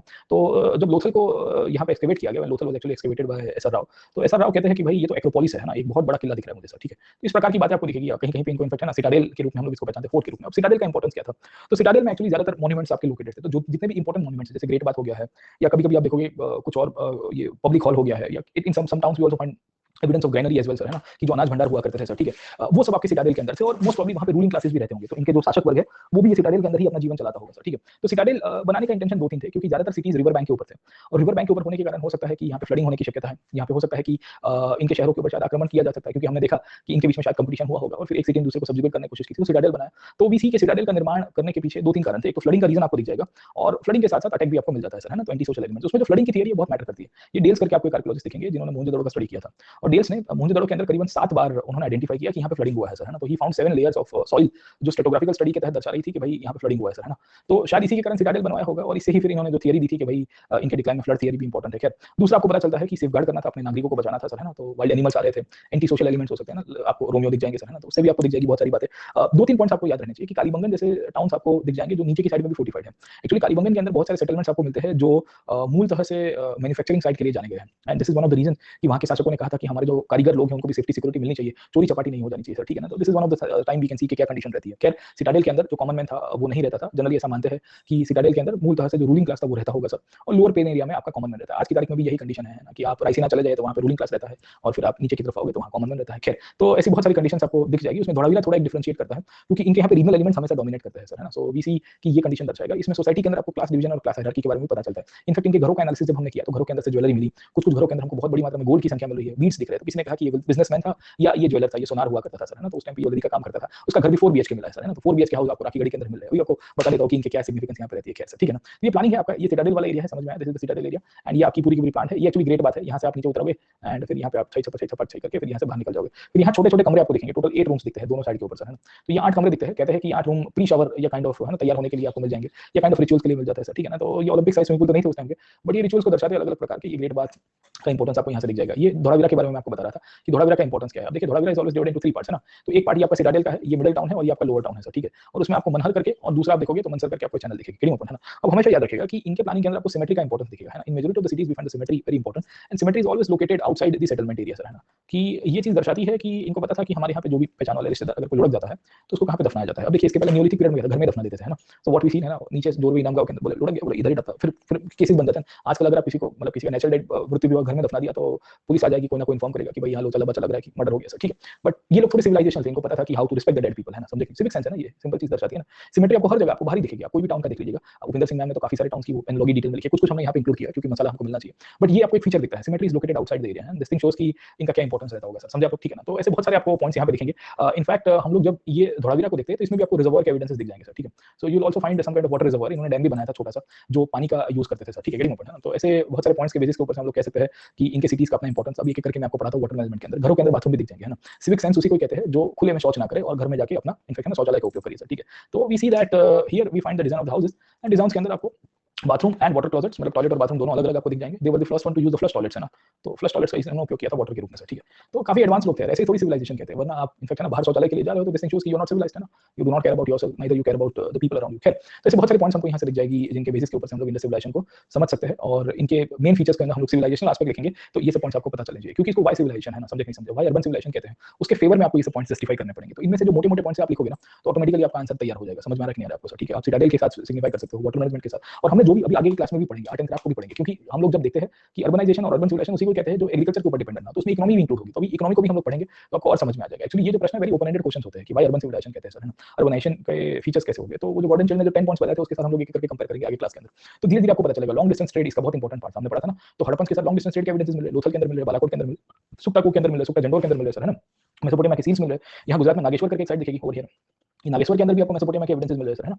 तो यू सी दैट ऐसी नहीं थी कि एक्सटर्नल ट्रेड नहीं था इनके समय पे, तो ये सब चीजें लॉन्ग टर्म के अंदर अपने आप को एक सिविलाइजेशन वे के अंदर एस्टैब्लिश करवाने के लिए जानी जाती है सर, ठीक है ना। तो ये सब पॉइंट्स आपको इसके अंदर से पता होने चाहिए। इसी के अंदर से हमने डिस्कस किया इनके हाउसिंग पैटर्न के बारे में कि इनके हाउसिंग पैटर्न भी बहुत इंटरेस्टिंग थे, क्योंकि ये भी एक सिविलाइजेशन एस्पेक्ट है और ये भी अर्बन एस्पेक्ट को दर्शाता है। अब देखिए पुराने समय के अंदर घर कैसे थे, पिट ड्वेलिंग हुआ करता था, याद है सर, हमने देखा था ना, और पिट ड्वेलिंग में भी सिंगल कमरे का मकान था ना, और 2 BHK 3 BHK वाला कांसेप्ट नहीं था सर, ठीक है। यहाँ पे क्या पता चल रहा है, we see the dwelling of the house is very interesting. अब ऊपर बन रहे हैं, जमीन के ऊपर बन रहे हैं, पहला पार्ट तो उसमें ब्रिक्स का यूज किया गया। इसमें ब्रिक्स 3 प्रकार की मिलती है सर, एक तो सनड्राइड ब्रिक्स मिलती है, मड ब्रिक्स मिलती है मतलब मट्टी से बनी हुई, और तीसरी आपकी मिलेगी भट्टे में तपी हुई मतलब फायर बेक्ड ब्रिक्स है ना। अब आग में तपाई हुई ईंटें मिलती है, ये चीज क्या दर्शाता है सर, दिस थिंग शोस कि इनके पास प्रोडक्शन की काफी एडवांसमेंट थी, और क्वांटिटी ऑफ ब्रिक्स देखोगे तो थक जाओगे, मतलब आप पकड़ने की कोशिश करिए कि कितने लोग ईंटें बनाने, क्योंकि जितने भी मॉन्यूमेंट्स है सब में ईंट का उपयोग किया गया, बर्न्ट ब्रिक्स का यूज किया गया बहुत जगह के ऊपर। अरे बर्न्ट भी नहीं, मैं तो कहूंगा कि इवन आप सनड्राइड मतलब है ना, आप सूरज में तपा के भी ईंट बना रहे हो तो उसमें भी काम तो लगेगा ना, लेबर मोबिलाइजेशन तो चाहिए ना आपको सर, ठीक है। तो हम लोग जब इनकी पॉलिटिकल सिचुएशन में आएंगे ना, ब्यूरोक्रेसी में आएंगे, तो उसके ऊपर हम लोग चर्चा करेंगे कि इनके यहाँ पे लेबर मोबिलाइजेशन बहुत बड़ी मात्रा में था सर, ठीक है।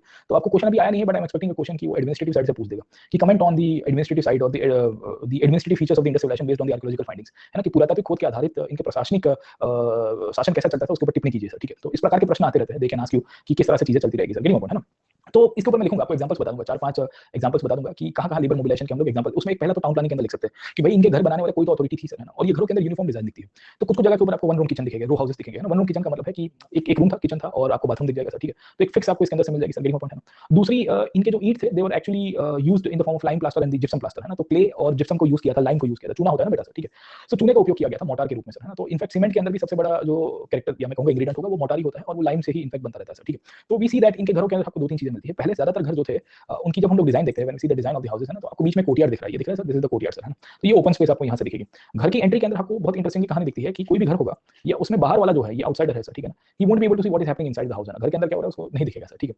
इनफैक्ट इसके घरों के अंदर 2 प्रकार की स्टेयरकेसेस दिखेगी, एक यहाँ पे स्टेयरकेस दिख रही है, एक यहाँ पे स्टेयरकेस दिख रही है सर, ठीक है। तो देयर माइट बी पॉसिबिलिटी कि ऊपर नीचे जाने के लिए उन्होंने स्टेयरकेस बनाई होगी इस प्रकार की डिजाइन के अंदर सर, ठीक है। इनफैक्ट घर के अंदर भी हमको कुआं दिख जाता है, we find a well inside the house, है ना। ये कुआं बनाने का इंटेंशन घर के आंगन में इसके लिए था, स्टार्टिंग पॉइंट के अंदर, जिसके बेसिस के ऊपर ये कहते हैं कि अगर कोई ट्रैवलर आ रहा है, घर में कोई मेहमान आ रहा है, तो उसको पानी से पहले कुएं से नहला दिया जाए सर, ठीक है, और पानी पीना है तो पानी पी के निपटा दिया जाए सर, है ना। तो घर के अंदर नहीं आएगा तब तो कमरों के अंदर प्राइवेसी दिखती है, we will find the privacy over here, है ना। दूसरा वेल इन द एंट्रेंस आपको दिख जाएगा, तो हेल्थ एंड हाइजीन का कांसेप्ट था सर, गेटिंग पॉइंट है ना। तो वी सी दैट यहाँ हेल्थ एंड हाइजीन का आपको इंपॉर्टेंस दिखेगा, है ना। कोविड वोविड लेके आया कि पहले सैनिटाइज कर लो फिर घर में आ रहे तो समझे नहीं समझे, तो ये भी कंडीशन आप इसके अंदर से, मतलब कोविड तो नहीं पर हम लोग कह सकते हैं कि दे वर कॉन्शियस पीपल।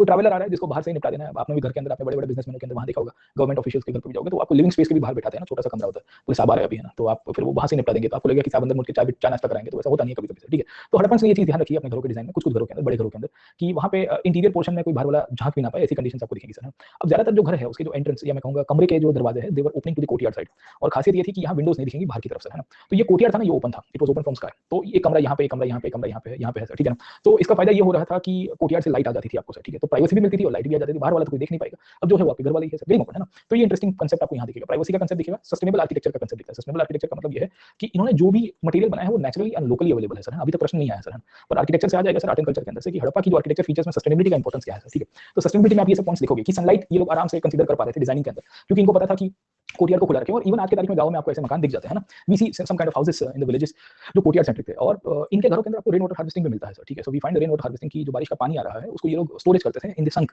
तो ये भी इंटरेस्टिंग पॉइंट आपको यहाँ से दिखता है कि सस्टेनेबिलिटी इन्होंने कहाँ प्रैक्टिस की थी वाटर स्टोरेज के रूप में। तो ये 5-6 पॉइंट्स आपको इसके अंदर से पता होने चाहिए। ये ईंट से बने हुए मकान थे ज्यादातर, और इसको बनाने के लिए कारीगरों की आवश्यकता हुई होगी, और लार्ज स्केल लेबर मोबिलाइजेशन भी दिखेगा। अब ये घरों के अंदर यूनिफॉर्म आपको दिखेगा, क्या कहते हैं, बेसिस। यूनिफॉर्म बेसिस का मतलब ये है कि जो घरों की डिजाइन हो रही थी वो डिजाइन के तहत what do we see over here, we see that one room आपको दिख जाएगा, या 2 रूम्स दिखेंगे, या 3 रूम्स दिखेंगे। In some places will find row houses which were actually laid parallel to the main street, है ना, कि एक मुख्य स्ट्रीट है उसके पैरेलल आपके रो हाउसेस दिखेंगे, पर उसका एंट्रेंस स्ट्रीट के साइड पे नहीं होगा। मतलब से फॉर एग्जांपल यहाँ पे एक स्ट्रीट जा रही है ना, तेरी गली में मेरी गली में सर, ठीक है, तो यहाँ बहुत सारे घर आपको दिखेंगे सर, है ना। So the houses are such that कि उसको लाइन में बनाया गया, पर उसकी एंट्रेंस यहाँ पे होगी सर, है ना। So entrance of the house will be over here. तो इससे फायदा क्या होता था कि कोई भी बंदा आता था तो उसको यहाँ से मेन स्ट्रीट से अंदर की तरफ आना पड़ेगा, और उसके बाद उसको गली में आना पड़ेगा, तो गली बॉय बन के लोग जाया करते थे। तो इससे 2-3 चीजें हम लोग प्राइवेसी का कंसेप्ट ले सकते हैं, मेन स्ट्रीट में ट्रैफिक का कंजेशन नहीं होगा सर, है ना। साथ साथ सेफ्टी सिक्योरिटी का भी प्रश्न नहीं होगा, क्योंकि मेन रोड होता है तो आपको थोड़ी चिंता रहती है कि कोई घर में वरांडा कूद के आना जाए सर, ठीक है।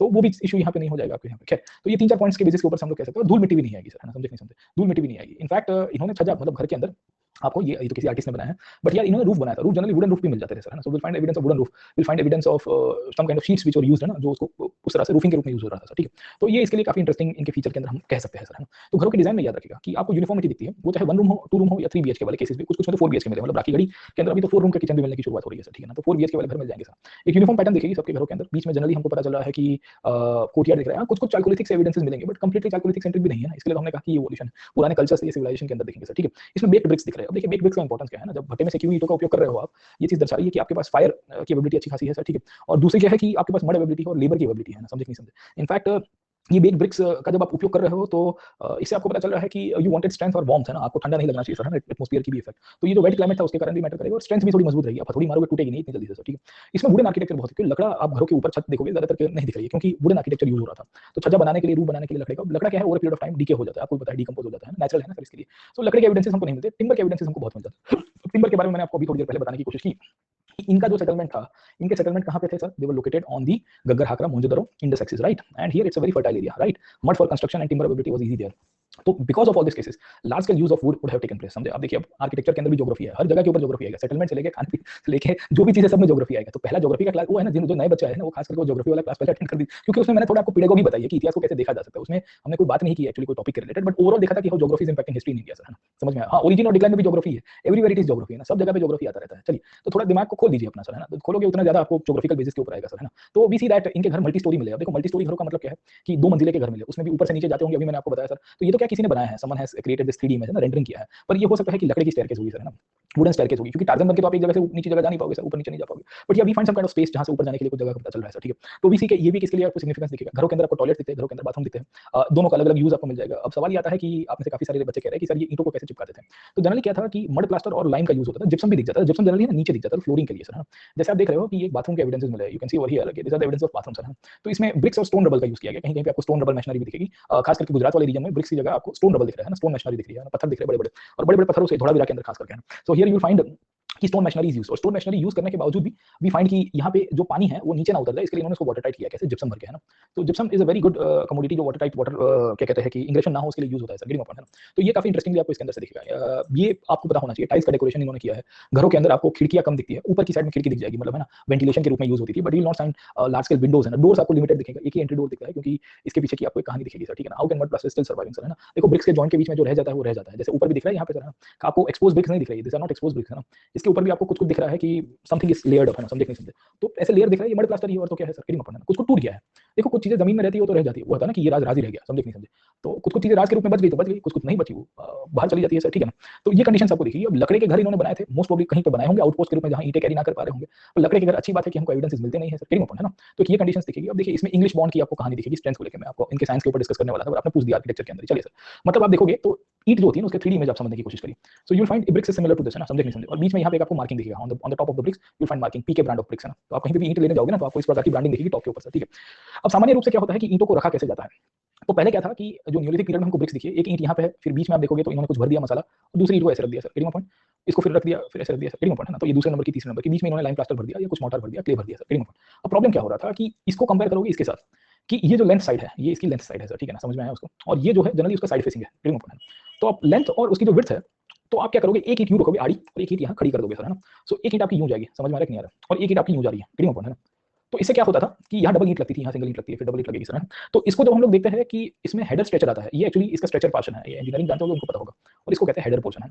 तो header stretcher, header stretcher, header stretcher, इस प्रकार की डिजाइन आती है आज की तारीख में यूज करते हैं, English bond, Flemish bond, James bond sir, getting point, है ना। तो इससे बॉन्डिंग स्ट्रांग होती है क्योंकि आप एक ही डायरेक्शन में जब ब्रिक्स को ले करते हो तो इससे ऑटोमेटिकली बॉन्डिंग का इशू हो जाएगा सर, तो इंटरलॉकिंग के लिए यूज होता है। तो Harappans were the first ones to use this kind of locking technique in the form of English bond, समझे नहीं समझे। तो इनके घरों के अंदर, इनके सिटाडेल के अंदर हमको ये बॉन्डिंग टेक्निक, तो मैं इंजीनियरिंग के अंदर पढ़ाने वाला था, अभी आपने पूछ दिया तो इसके अंदर हमको कवर, क्योंकि science and tech during the Indus civilisation specific प्रश्न पूछेगा सर, है ना, कि discuss the advancement of science and technology in the Indus period with examples, समझे। तो ये अलग से प्रश्न आएगा, अभी तक आया नहीं है सर। देखो कुछ कुछ प्रश्न ऐसे होते हैं जो पूछे, अभी उसने एग्रीकल्चर, ज्योग्राफी, पॉलिटी में भी कम पूछा, ओरिजिन के ऊपर अभी तक नहीं पूछा है। मैं आपको कल हमने 1.5-2 घंटा डिस्कस किया था, बट ओरिजिन के ऊपर हर साल मैं एक्सपेक्ट करूँ कि अब पूछेगा, अब पूछेगा, अब पूछेगा, बट मैं पिछले 30-40 साल के पेपर रोज एनालिसिस करता हूं, ठीक, बट उसमें ओरिजिन वाला पोर्शन अभी नहीं दिख रहा है। अभी आर्कियोलॉजिकल टूल्स के ऊपर पूछ रहा है, तो इसमें प्रोमिनेंट क्वेश्चंस फ्यूचर में क्या आएंगे, जो टॉपिक पूछ दिया है उसने, वाटर मैनेजमेंट पूछ दिया उसने, ज्योग्राफिकल फीचर स्प्रेड के बारे में पूछ दिया उसने, एग्रीकल्चर के बारे में पूछ दिया, तो बचा क्या है, political, origin theory, science and tech वाला पोर्शन, इकोनॉमी वाला, ट्रेड एंड कॉमर्स का पोर्शन, आर्ट एंड क्राफ्ट के ऊपर आ चुका है प्रश्न सर, ठीक है। तो फिर ये सब प्रोमिनेंट क्वेश्चंस आ जाते हैं, तो डायमेंशंस आपको पता होने चाहिए, उसी के अंदर 150 से लेके 250 वर्ड्स के बीच में चलना है, सोसाइटी एंड रिलीजियस एस्पेक्ट के ऊपर सर, ठीक है। तो ऐसे बहुत सारे टॉपिक्स बाकी है जहां से पूछे जाते हैं, उसमें साइंस एंड टेक ऐसा है जो किसी ने कवर नहीं किया। आप कोई भी किताब उठा के देख लीजिए, कितनी भी रेफरेंस बुक देख लीजिए, उसमें साइंस एंड टेक के ऊपर स्पेसिफिक एक पैराग्राफ भी नहीं डाला है सर, ठीक है। And this is one of the reasons UPSC has this habit कि जो ऑथर ने डायरेक्टली नहीं लिखा है पर उसको इनडायरेक्टली बिटवीन द लाइंस कहीं पे मेंशन किया होगा, वहां से प्रश्न बना दो, और फिर उसमें ज्यादा नहीं लिखेंगे, वो आपको 20 मार्क्स नहीं पूछेगा, वो बोलेगा कि चलो 10 मार्क्स में लिख दो, है ना, समझे नहीं समझे। तो फिर घर पे चालू हो जाएंगे, क्योंकि उसमें दिमाग पैदल मार गया होता है, तो उसमें आपको लिखना पड़ता है, मेटलर्जी का एडवांसमेंट है, इंजीनियरिंग का एडवांसमेंट है, जियोलॉजी का एडवांसमेंट है, तो मैं आपको पढ़ा दूंगा सर, चिंता मत करिए, लास्ट में करेंगे, अभी नहीं करेंगे सर, ठीक है। तो व्हाट वी आर डिस्कसिंग, क्या क्या कंडीशन है, इंग्लिश बॉन्ड की कंडीशन समझ में आ रही। आज मैं पानी नहीं पी रहा हूं सर, पता नहीं मैं भूल गया सर, देखो पढ़ाने के चक्कर में आज मैंने एक ही मग पानी पिया है, so that is bad actually for health as well, है ना। ये ब्लू है, ग्रीन है, मतलब यही दोनों अपने साथी हैं। चलिए प्रीवियस ईयर्स के क्वेश्चन पेपर आपको शायद ऑनलाइन मिल जाएंगे सर, है ना। अब देखिए प्रीवियस ईयर्स के क्वेश्चन पेपर में एक है ना, वो आंसर वाले क्वेश्चन पेपर भी मिलते हैं, उसमें आंसर मॉडल आंसर दिया होता है। मैं जनरली बच्चों को उससे रिफ्रेन करता हूँ, रिफ्रेन क्यों करता हूँ, मतलब मैं मना करता हूँ कि वो मत कीजिएगा, क्योंकि उसमें आंसर एक तो मॉडल दिया है और ऐसा मॉडल आंसर दिया है जो आप कभी कभी डर जाओगे कि सर मैं लिख ही नहीं पाऊंगा। और मैं कहता हूँ कि बेटा आप नहीं, हम भी नहीं लिख पाएंगे ऐसे मॉडल आंसर दिए, क्योंकि वो क्या है कि किसी ने बैठ के कंपाइल किया है, उसको टाइम देके अच्छे फुर्सत से बुक पब्लिश करने के चक्कर में। अब हमारे साथ प्रॉब्लम क्या होता है कि यूपीएससी जो प्रश्न निकालता है बहुत डायनामिक निकालता है, तो उसमें ब्रेनस्टॉर्मिंग करने की बहुत आवश्यकता है। तो इसके लिए आप है ना वो आंसर के अंदर फिर ढल जाओगे, उसका आपको एक मोल्ड मिल जाएगा कि मैं यही पॉइंट लिखूंगा तो मेरे को मार्क्स मिलेंगे सर, तो वैसी जरूरी नहीं है सर, ठीक है ना। तो ऑनलाइन अवेलेबल है, यूपीएससी की वेबसाइट, गुरुजी की वेबसाइट पर भी अवेलेबल है ना, तो उन्होंने 30-40 साल के डाले हैं सर पुराने सर। चलिए तो आप एटलीस्ट पिछले 8-10 साल के डाल दीजिएगा, क्वेश्चन देख लीजिएगा सर, मैं वरना यहाँ पीडीएफ में कंपाइल करके डाल दूंगा। मेरे पास यूपीएससी के डाउनलोड किए हुए पिछले 7-8 साल के 2013 से 2020 तक के, तो हमने सब, क्योंकि वहां से ट्रेंड पता चलता है। अब कुछ 1970s के क्वेश्चन देखोगे 80s में, वो ट्रेंड अब पूछता नहीं है, तो उसके ऊपर जाए, और पुराना सिलेबस भी थोड़ा अलग था सर, ठीक है। तो पुराना सिलेबस भी अलग था। खैर अब देखिए घरों के ऊपर डिस्कस कर रहे हैं, we are discussing about the housing pattern, okay. So we see that housing pattern के अंदर आपको ये दिखेगा, जिप्सम दिखेगा, और जिप्सम की खासियत क्या है सर, ठीक। जिप्सम आपको नीचे कनेक्शन में मिल रहा है वाटर प्रूफिंग के लिए, वाटर टाइपिंग के लिए सर, ठीक है। तो टाइल्स इन्होंने यूज किए डेकोरेशन के लिए, वेंटिलेशन में आपको जाली दिख जाएगी, कभी-कभी छोटी-छोटी खिड़कियां दिख रही है सर, ठीक है। और ये एक इंपॉर्टेंट पॉइंट है, कोर्टयार्ड आपको दिख जाएगा, bathrooms are present and toilets are very much separate, in fact they were the first ones to use flush toilets, है ना। तो प्राचीन विश्व के अंदर इतना डेवलपमेंट ना मेसोपोटामियंस के पास था, ना आप पकड़ने की कोशिश करोगे तो इजिप्शियन के पास था, जो हड़प्पन के पास आपको मिल जाएगा सर, ठीक है ना। सो सेपरेट बाथिंग एरियाज थे, सेपरेट टॉयलेट थे, वाटर प्रूफिंग किया जा रहा है सर, है ना। और बेस्ट पार्ट है कि हर एक घर को ड्रेनेज लाइन से कनेक्ट किया गया था, तो कोई बड़ा घर हो या छोटा घर हो सर, है ना, everywhere will find drainage lines. और ड्रेनेज लाइंस दो प्रकार की थी, है ना, एक आपको क्लोज्ड ड्रेनेज लाइंस दिखेंगी, कुछ ओपन दिख जाएगी। In some parts of the town will find the closed drainage lines, है ना, जिसको मेंटेन करने के लिए इसको वहां पे क्या कहते हैं ओपनिंग्स दिए गए थे, काइंड ऑफ मैनहोल जैसा दिया गया था, और ओपन ड्रेनेज लाइंस भी आपको मिल जाएगी सर, ठीक है ना। तो इस प्रकार की कंडीशंस हम लोग हड़प्पन टाउन्स को आइडेंटिफाई करके समझाते हैं। यहाँ मम्मी बच्चे को कह रही है कि बेटा चर्बी मत करना वरना यहाँ गटर में फेंक दूंगी तेरे को, है ना। चलिए सर, ठीक है। तो ये सब बेसिस आपको दिख जाएंगे, यहाँ आपको पनिहारी दिखेगी सर, है ना। इनफैक्ट अभी घरों के ऊपर मैं आता हूँ, वाटर मैनेजमेंट के ऊपर आऊंगा कि इनके वाटर मैनेजमेंट में कुछ कुछ कम्युनिटी वेल्स दिखेंगे। अब देखिए हर एक जगह पे ऐसा जरूरी नहीं है कि हर एक घर के अंदर कुआं होगा, पर कुछ कुछ 4-5-10 घरों के बीच में कुआं दिखेगा, है ना। तो लोग इकट्ठे होते थे और कुएं के अंदर पानी भरने जाते थे, और फिर वहां से पनिहारी का डेवलपमेंट हुआ, है ना। तो राजस्थान में एक फोक सॉन्ग है पनिहारी सर, है ना, फोक म्यूजिक के रूप में। तो वहाँ पे स्त्री जब पानी भरने जाती थी घड़ा लेके, तो बात करती थी कि आज मेरी ननद ने क्या किया, बोले खाने में मिर्चा ज्यादा डाल दिया, मेरे ऊपर ब्लेम आ गया। फिर दूसरी बोलेगी कि हमारी सास भी यही कर रही है ना, कि ससुर जी को तेल वाला खाना पसंद नहीं है, बट इतना तेल डाल देती है और फिर ससुर मेरे को डांटते रहते हैं सर, ठीक है। तो वहां से आपकी ये सब सोशल स्टोरीज की शुरुआत होती है। तो ये पनिहारी राजस्थान, ये तो मिडिवल मतलब अर्ली मॉडर्न पीरियड का फोक म्यूजिक है, फोक कल्चर है, बट ये आपको हड़प्पा के अंदर भी दिख जाएगा सर, गेटिंग पॉइंट, ओके। तो घर घर की कहानी है, और इससे भी हमको पता चलता है डिवीजन ऑफ लेबर क्या हो रहा है ना, कि स्त्रियां पानी भरने का काम किया करती थी और दूर नजदीक दूर कहीं पे भी जाती थी। जनरली मोहनजोदड़ो में आपको ये कम्युनिटी वेल्स बहुत दिखेंगे, कल पढ़ेंगे हम लोग मोहनजोदड़ो के बारे में कि उसमें कम्युनिटी वेल्स की कहानी क्या है। तो आपको ये पहला पॉइंट आपको समझ में आ गया कि भाई इनके यहाँ पे सिविलाइजेशन एस्पेक्ट क्या है, और सिविलाइजेशन एस्पेक्ट के अंदर हाउसिंग पैटर्न का इंपॉर्टेंस, हाउसिंग पैटर्न के साथ साथ डिवीजन ऑफ सिटीज और प्लानिंग का महत्व क्या है। और प्लानिंग प्लानिंग में ग्रिड प्लानिंग है, और ग्रिड प्लानिंग में थोड़ी बहुत वेरिएशंस आपको दिखेगी, उसको हम लोग अभी एक एक करके आइडेंटिफाई कर देंगे सर, ठीक है। तो first point is clear to you कि क्या कंडीशन होती है और ये कैसे डेवलप हुआ, इनके सोसाइटी क्लास हायरार्की कैसे बनती है। तो यहाँ से ना 2-3 प्रकार के क्वेश्चन उसने पूछे हुए, एक तो एलिमेंट्स ऑफ अर्बन सिविलाइजेशन पूछा और दूसरा टाउन प्लानिंग पूछा, दोनों हम लोग आइडेंटिफाई कर सकते हैं। अभी आपको थोड़ी देर के बाद या एक आध सेशन होने दो, उसके बाद will be coming up for the answer writing as well sir, ठीक है। अब आज ऐसे तो रीजनल एस्पेक्ट्स को भी डिस्कस करना है, आप लोगों को डाउट्स है क्या कोई सर, है ना, तो we can take a break and I can take the doubts as well, वरना तो I can continue with the session as well, है ना, कि तो क्या थोड़ा निपट जाएगा, हम लोग थोड़ा पीछे चल रहे हैं सर, है ना। तो एक आध सेशन के बाद डाउट्स लेंगे सर। हाँ, अब कौन पूछ रहा है कि सर नहीं समझ में आया, क्या नहीं समझ में आ गया बेटा, है ना। अवंतिका कह रहे हैं कि sir we are not able to understand, what you are not able to understand Avantika. नहीं, 1 मिनट रुकने दो सर, है ना। हाँ, समझ लेता हूँ सर। अच्छा, गलती से क्लिक हो गया, ओके ओके, तो मैं घबरा गया, मैंने बोला यार इस डाउट्स ले लेना। हाँ, एक ले लेंगे सर, है ना। चलिए, होपफुली आपको क्लियर हो गया ना सर कि क्या कंडीशन रहती है। अब देखिए, एक तो प्रश्न यहाँ से टाउन प्लानिंग के फीचर्स के ऊपर से आएगा। टाउन प्लानिंग में बहुत सारी चीजें लिख सकते हैं। अगर प्लानिंग के, सुनिए मेरी बात, अगर प्लानिंग के रिलेटेड है तो आप प्लानिंग सेंटर की लगोगे, है ना। डिक्लाइन थियरी के ऊपर मत जाइएगा, ये प्रश्न तो 2 पार्ट में डिवाइड किया गया, so will not be seeing the decline theory as such. Golu, अरे बेटा गोलू, क्या हो गया इसको सर, है ना। रुकिए सर, ये पेन हमारा निपट गया लगता है, किसी ने पेन को निपट दिया हमारे। हाँ, हो गया सर, है ना, वो थोड़ा बीमार हो गया था। चलिए सर, ठीक है, क्योंकि इसके बिना तो जीवन अधूरा हो जाता है ना कभी कभी, तो कि भाई अब क्या करेंगे। आ गया ना, हाँ आ गया। चलिए सर, ठीक है। सो अगर देखो प्लानिंग सेंट्रिक प्रश्न है ना, सर आपका नाम भी गोलू है, चिंता मत करिए सर, घर में बहुत, हर एक फैमिली में गोलू होता ही है ना सर।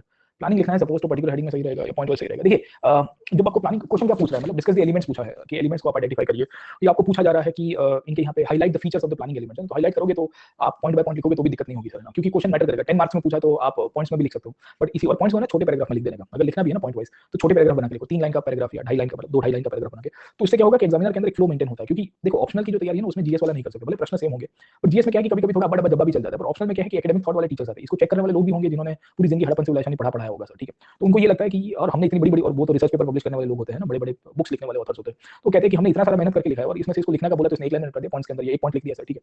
तो उसको पैराग्राफ फॉर्मेट में लिखना ज्यादा जस्टिफाइड रहता है। ऑप्शनल के अंदर स्पेसिफिक, क्योंकि ज्यादातर टीचर्स एकेडमिक ओरिएंटेशन से ही चलते हैं, तो हमको उसी हिसाब से चलना है सर, है ना, क्योंकि सिलेबस भी उन्होंने डिजाइन करवाया। चलिए अब आगे चलते हैं कि कहानी क्या चलती है, what is the story and क्या इसके अंदर से डेवलपमेंट चलता रहेगा। लास्ट एक टॉपिक देखते हैं, फिर उसके बाद ऐसा तो 5-10 मिनट थोड़ी चर्चा कर लेंगे, आपके डाउट्स जो छोटे मोटे ले लेंगे सर, ठीक है। तो इसकी वाटर मैनेजमेंट के ऊपर अलग से क्लास करूंगा, है ना, कल हम लोग इसके वाटर मैनेजमेंट के ऊपर डिस्कस करेंगे, चिंता मत करिएगा सर, है ना, कि वाटर मैनेजमेंट मैं सोच रहा था कि आज करेंगे, बट इसके ऊपर अलग से, क्योंकि 20 मार्कर पूछा गया है तो आधा घंटा तो डिस्कस करेंगे। और वाटर मैनेजमेंट के साथ then will be able to see the agriculture as well, है ना, कि इसके एग्रीकल्चर में क्या डेवलपमेंट था और सब्सिस्टेंस बेस कैसे डेवलप हुआ था, उन दोनों को भी लपेटे में ले लेंगे, है ना। तो ये 2 प्रकार के क्वेश्चन इसने पूछे एग्रीकल्चर बेस के ऊपर कि इनका एग्रीकल्चर डेवलपमेंट कैसे हुआ था, और एक प्रश्न क्या पूछा था, एग्रीकल्चर एज अ लेवरेज, है ना। तो 2 है सर, ठीक है।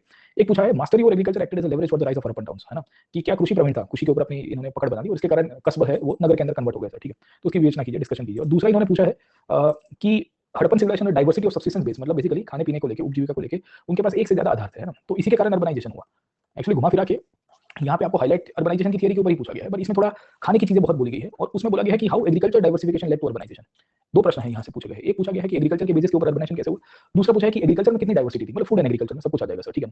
तो इसमें खाना पीना इनका कैसा चलता था, बहुत बढ़िया था, है ना, बड़ा खाते थे छोटा खाते थे, है ना, सब नहीं समझे, तो हर एक प्रकार की चीजों का इनके पास प्रबंधन था, है ना, तो मजा थी इनके जीवन को लेकर, कोई दिक्कत नहीं था, है ना, प्रोटीन मिल जाता था आपको, क्या कहते हैं, कार्बोहाइड्रेट मिल जाते थे, है ना, मैक्रोस बैलेंस कर रहे थे, क्वांटिफाइड न्यूट्रिशन का कांसेप्ट फॉलो करते थे ये लोग। खैर चलिए, तो let me come back to this point. अब देखो इनमें से एक प्रश्न आएगा, वो है रीजनल एस्पेक्ट्स, है ना। अब मैंने आपको कहा कि नो डाउट ये अर्बन सिविलाइजेशन था, ये शहरी सभ्यता थी, और हम जनरली जीएस के पॉइंट ऑफ व्यू से सोचते हैं कि सब यूनिफॉर्म था, एवरीवेयर वील सी यूनिफॉर्म था, but if you see the detailing part, एक प्रश्न यहाँ से बनेगा, वो है regional aspects in the urban civilisation. जैसे हमने न्यूलिथिक कल्चर्स में देखा था ना कि पॉकेट्स में एग्जिस्ट कर रहे थे, तो इसमें नो डाउट सिमिलरिटीज थी, बट ये अलग भी थे, है ना, so no doubt they were similar but they were different as well.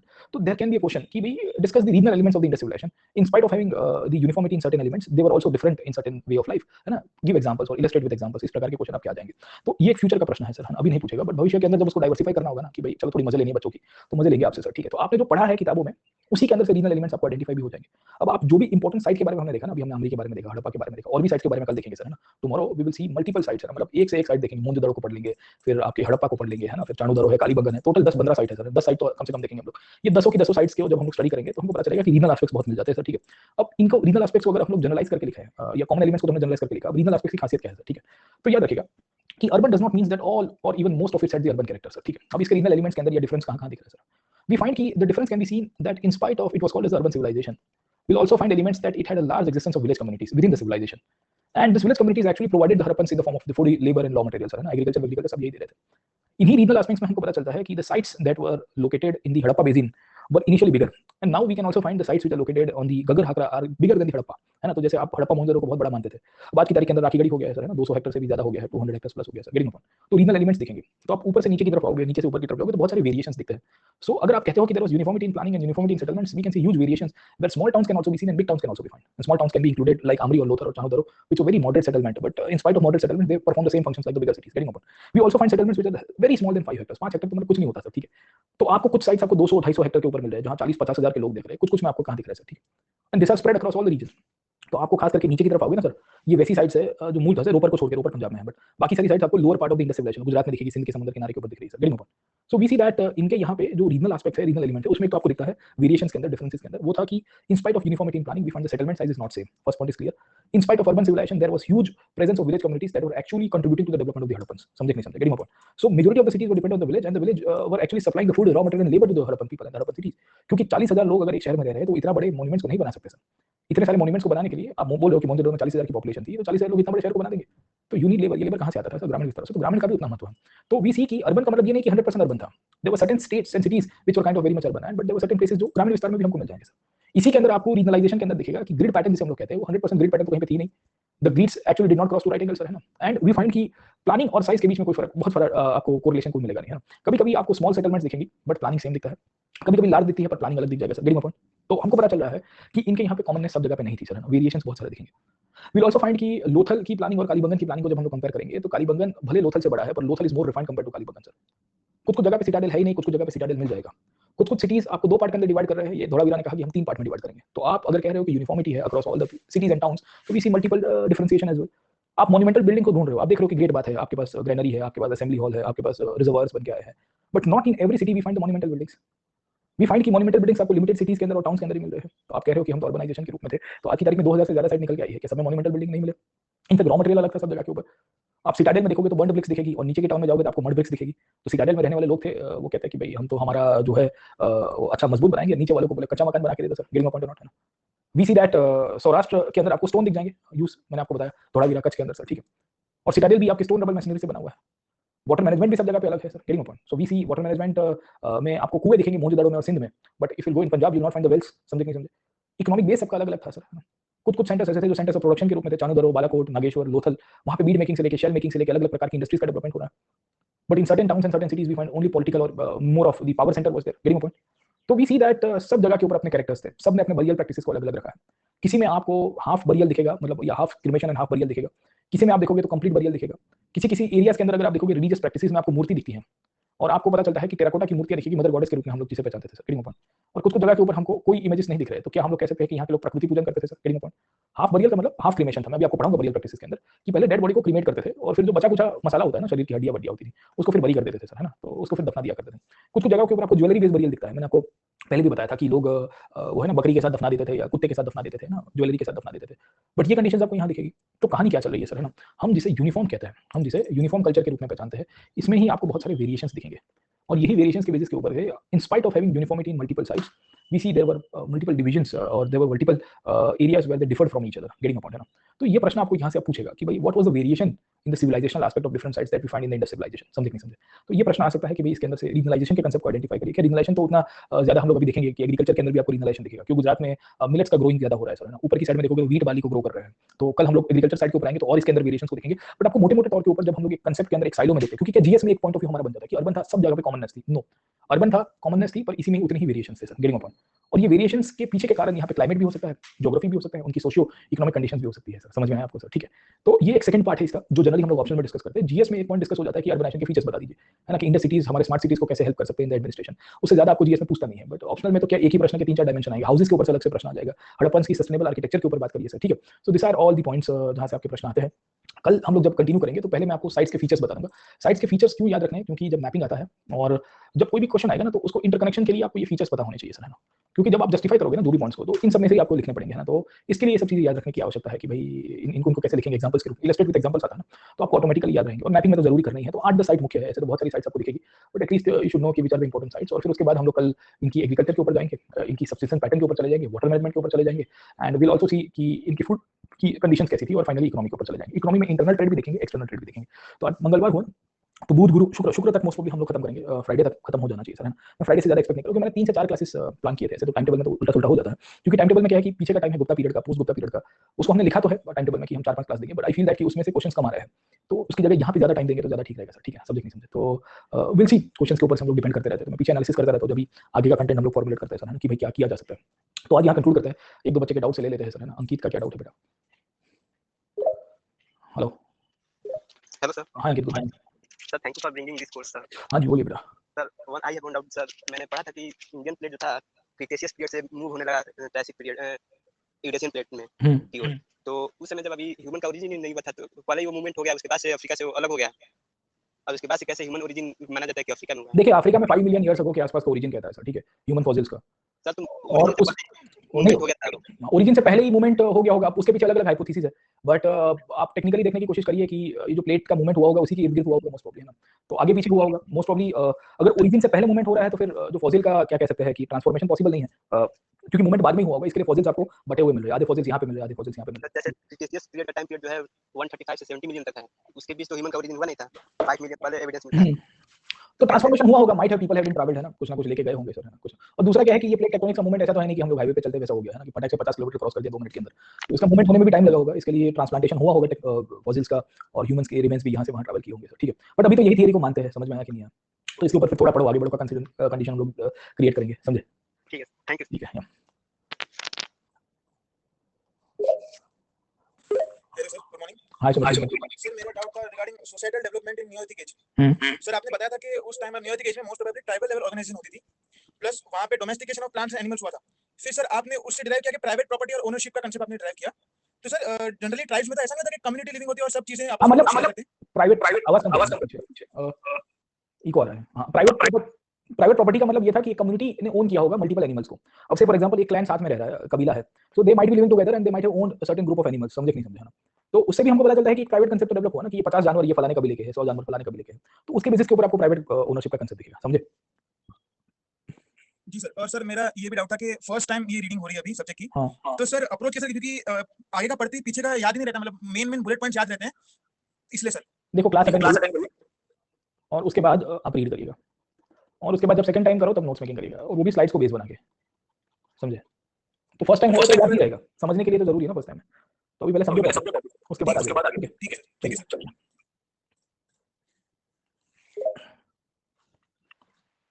जय हिंद सर। जय हिंद, जय हिंद सर मेरा डाउट आर्ट एंड कल्चर का एक टॉपिक है सर जी, उसका भी हिस्ट्री से कनेक्शन है। हाँ तो सर जी मैं पढ़ा था मंदिर आर्किटेक्चर में, तो उसमें सर पंचायतन शैली का जो उसमें दिया था कि उसका कंसेप्ट फ्यूडलिज्म पर आधारित था, सामंतवाद पर। तो सर जी वहाँ पर समझ में नहीं आया कि हिस्ट्री का फ्यूडलिज्म है या वहाँ पर कंसेप्ट वो मंदिर में दूसरा कोई फ्यूडलिज्म है सामंतवाद वाला। हाँ, उसके ऊपर मैं आऊंगा तो आपको थोड़ा डिस्कस कर देंगे सर अभी, है ना, क्योंकि फ्यूडलिज्म के साथ मतलब फ्यूडलिज्म की थियरी में मतलब ऑथर्स क्या कहते हैं उसके ऊपर वेरिएशन आएगा। मतलब देखो पंचयतन का जो डेवलपमेंट था that was more on the basis of the diversification of the idea of God, है ना, कि जो भगवान के अलग-अलग अवतार थे या भगवान के अलग-अलग जो रिलीजियस इनकार्नेशन जैसे हम लोग कहते हैं ना कि उनके जन्म हुए थे, अवतार आए थे, उनको एक ही जगह पे इंक्लूड किया जाना, वो सब प्राइमरी उसका बेसिस था पंचयतन के अंदर, है ना।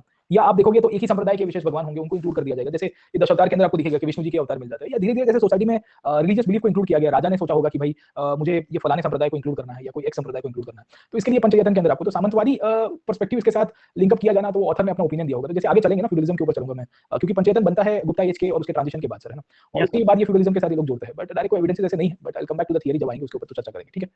Okay sir, okay thanks sir. Hello hello, hi Bharat, जय हिंद। Good morning Jai. सर मेरा डाउट ये है सर कि जस्ट अभी आपने जो पढ़ाया वो ये बताया कि एक ओवरऑल तो प्लानिंग होती थी फॉर श्योर प्लानिंग की पूरे इंडस वैली सिविलाइजेशन में, बट रीजनल डिफरेंसेस भी थे जो कि वेरिएशन था लाइक, तो इसको क्या सर हम फेडरलिज्म से जोड़ सकते हैं कि देयर वाज अ यूनियन मतलब वही वो पॉलिटी के ऊपर जब मैं आएंगे ना, मैं इसके पॉलिटी के ऊपर आऊंगा फ्यूचर के क्लासेस में, कि पॉलिटी के अंदर ये कोऑपरेटिव फेडरलिज्म था काइंड ऑफ, जिसकी थियरी को इन लोग काफी बोलते हैं कि भाई यहाँ के लोगों को एक मोटे-मोटे तौर के ऊपर एक क्या कहते हैं ब्लूप्रिंट दे दी गई थी कि ऐसे करना है, फिर आप उसके हिसाब से मैनेज कर सकते हो सर, ठीक है? जैसे अभी कोविड को लेकर सरकार ने किया कि स्टेट को ऑटोनॉमी दे दी कि आप अपने हिसाब से 19-20 करते रहिए, but we need this kind of main guidelines, है ना। ये सर जैसे आपने काफी बंगन के बारे में बताया, गाइडलाइंस इशू करने वाली एक अथॉरिटी थी, और फिर बाकी राज्यों के ऊपर या वहाँ की लोकल बॉडीज के ऊपर छोड़ दिया गया होगा कि भाई आप अपने हिसाब से उसको बैलेंस करिए सर, ठीक है? इसके लिए और दूसरा क्या है कि कुछ-कुछ सेटलमेंट आपको स्पेसिफिक दिखेंगे, मतलब वो 4 हेक्टेयर के 5 हेक्टेयर के सेटलमेंट्स है, और वो मैच्योर पीरियड में बने और डिक्लाइन के पीरियड तक आते हैं तो उसको तोड़ भी दिया गया है। तो वो समझ में आ रहा है कि कोई एक अथॉरिटी थी जो उसको एस्टैब्लिश करवाने के पीछे इंटेंशन को देख रही है, जैसे नागेश्वर बालाकोट जैसे साइट्स है ना, चाणूर है, उसमें नागेश्वर बालाकोट तो खास करके आपको दिखेगा कि उसको एक स्पेसिफिक इंटेंशन से बनाया गया था और उसको तुरंत ही अबंडन कर दिया गया। तो ये चीज आपकी रीजनल पॉइंट को भी दर्शाती है और ये चीज सेंट्रल पॉइंट को भी दर्शाती है कि कोई एक अथॉरिटी उसको कह रही है कि यहाँ बनाओ, फिर कहती है कि तोड़ दो सर, है ना, for some specific reasons, getting a point, है ना। तो इसके कारण ये पॉइंट है उसका, ठीक है? Okay thank you. चलिए लास्ट 2 क्वेश्चन ले लेते हैं रॉबिन का, और ये कौन है, मिश्रा जी। मिश्रा जी बेटा गुड मॉर्निंग, नाम क्या है आपका? मिश्रा निहाल। सॉरी मिश्रा निहाल निहाल निहाल जी, हाँ जी बोलिए। Sir actually I am from basically Maharashtra, तो पहले सरनेम आता है फिर नाम आता है। Okay okay. My doubt is note making compulsory और there and if it is compulsory then what are the way? Sorry, sir note making compulsory compulsory? Note making अच्छा, note making. Yes sir, note making is compulsory and if it is compulsory then what are the way to make it? अब देखिए compulsion note making क्यों है, क्योंकि यहाँ slides भी मैं आपको दूंगा या कंपाइलेशन भी दूंगा, वो 200,000 पेज मतलब 500 पेज का हो जाएगा। अब 500 पेज को रिवाइज तो कर नहीं पाओगे सर, समझे नहीं समझे? तो आप क्या कर सकते हो कि ये नोट्स में से एक्सट्रैक्ट करके मेन बुलेट पॉइंट को फ्लो चार्ट के रूप में बना सकते हो, क्योंकि मसाला तो दिमाग के अंदर रहेगा, स्टोरी लाइन। अब जैसे पॉलिटिकल फीचर्स में आप बता दोगे, 3-4 ऑथर के नाम ले लोगे, या अभी हम लोग कल के क्लास के अंदर वाटर मैनेजमेंट में लिखेंगे, तो आप एक फ्लो चार्ट बना दोगे कि पानी कैसे मैनेज करते थे। तो आप है ना फ्लो चार्ट डायग्रामिक वे के अंदर नोट मेकिंग करिए। और नोट मेकिंग जनरली कब करिएगा, जब आपका सेकंड रीडिंग हो रहा है।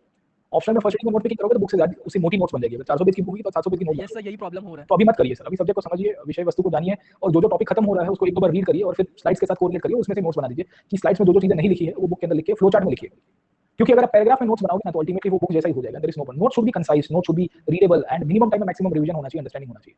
अंडरस्टैंडिंग जो कांसेप्ट है वो दिमाग में फिट हो जाना चाहिए आपके कि भाई इनका ओरिजिन ऐसे हुआ था। अब खाली थियरी को देखेंगे, डिफ्यूजनिस्ट थियरी है, फॉरेन ओरिजिन का जो पॉइंट है, लोकल थियरी है, लोकल थियरी के पीछे के पॉइंट क्या है, डिफ्यूजन के पीछे के पॉइंट क्या है और क्रिटिसाइज कैसे किया है, बस यही 4-5 बुलेट पॉइंट के ऊपर फ्लो चार्ट बना दीजिए, है ना। मैं तो फ्लो चार्ट से पढ़ाता हूं, आप देखिए एक्चुअली ये स्लाइड्स नोट्स के रूप में तो है।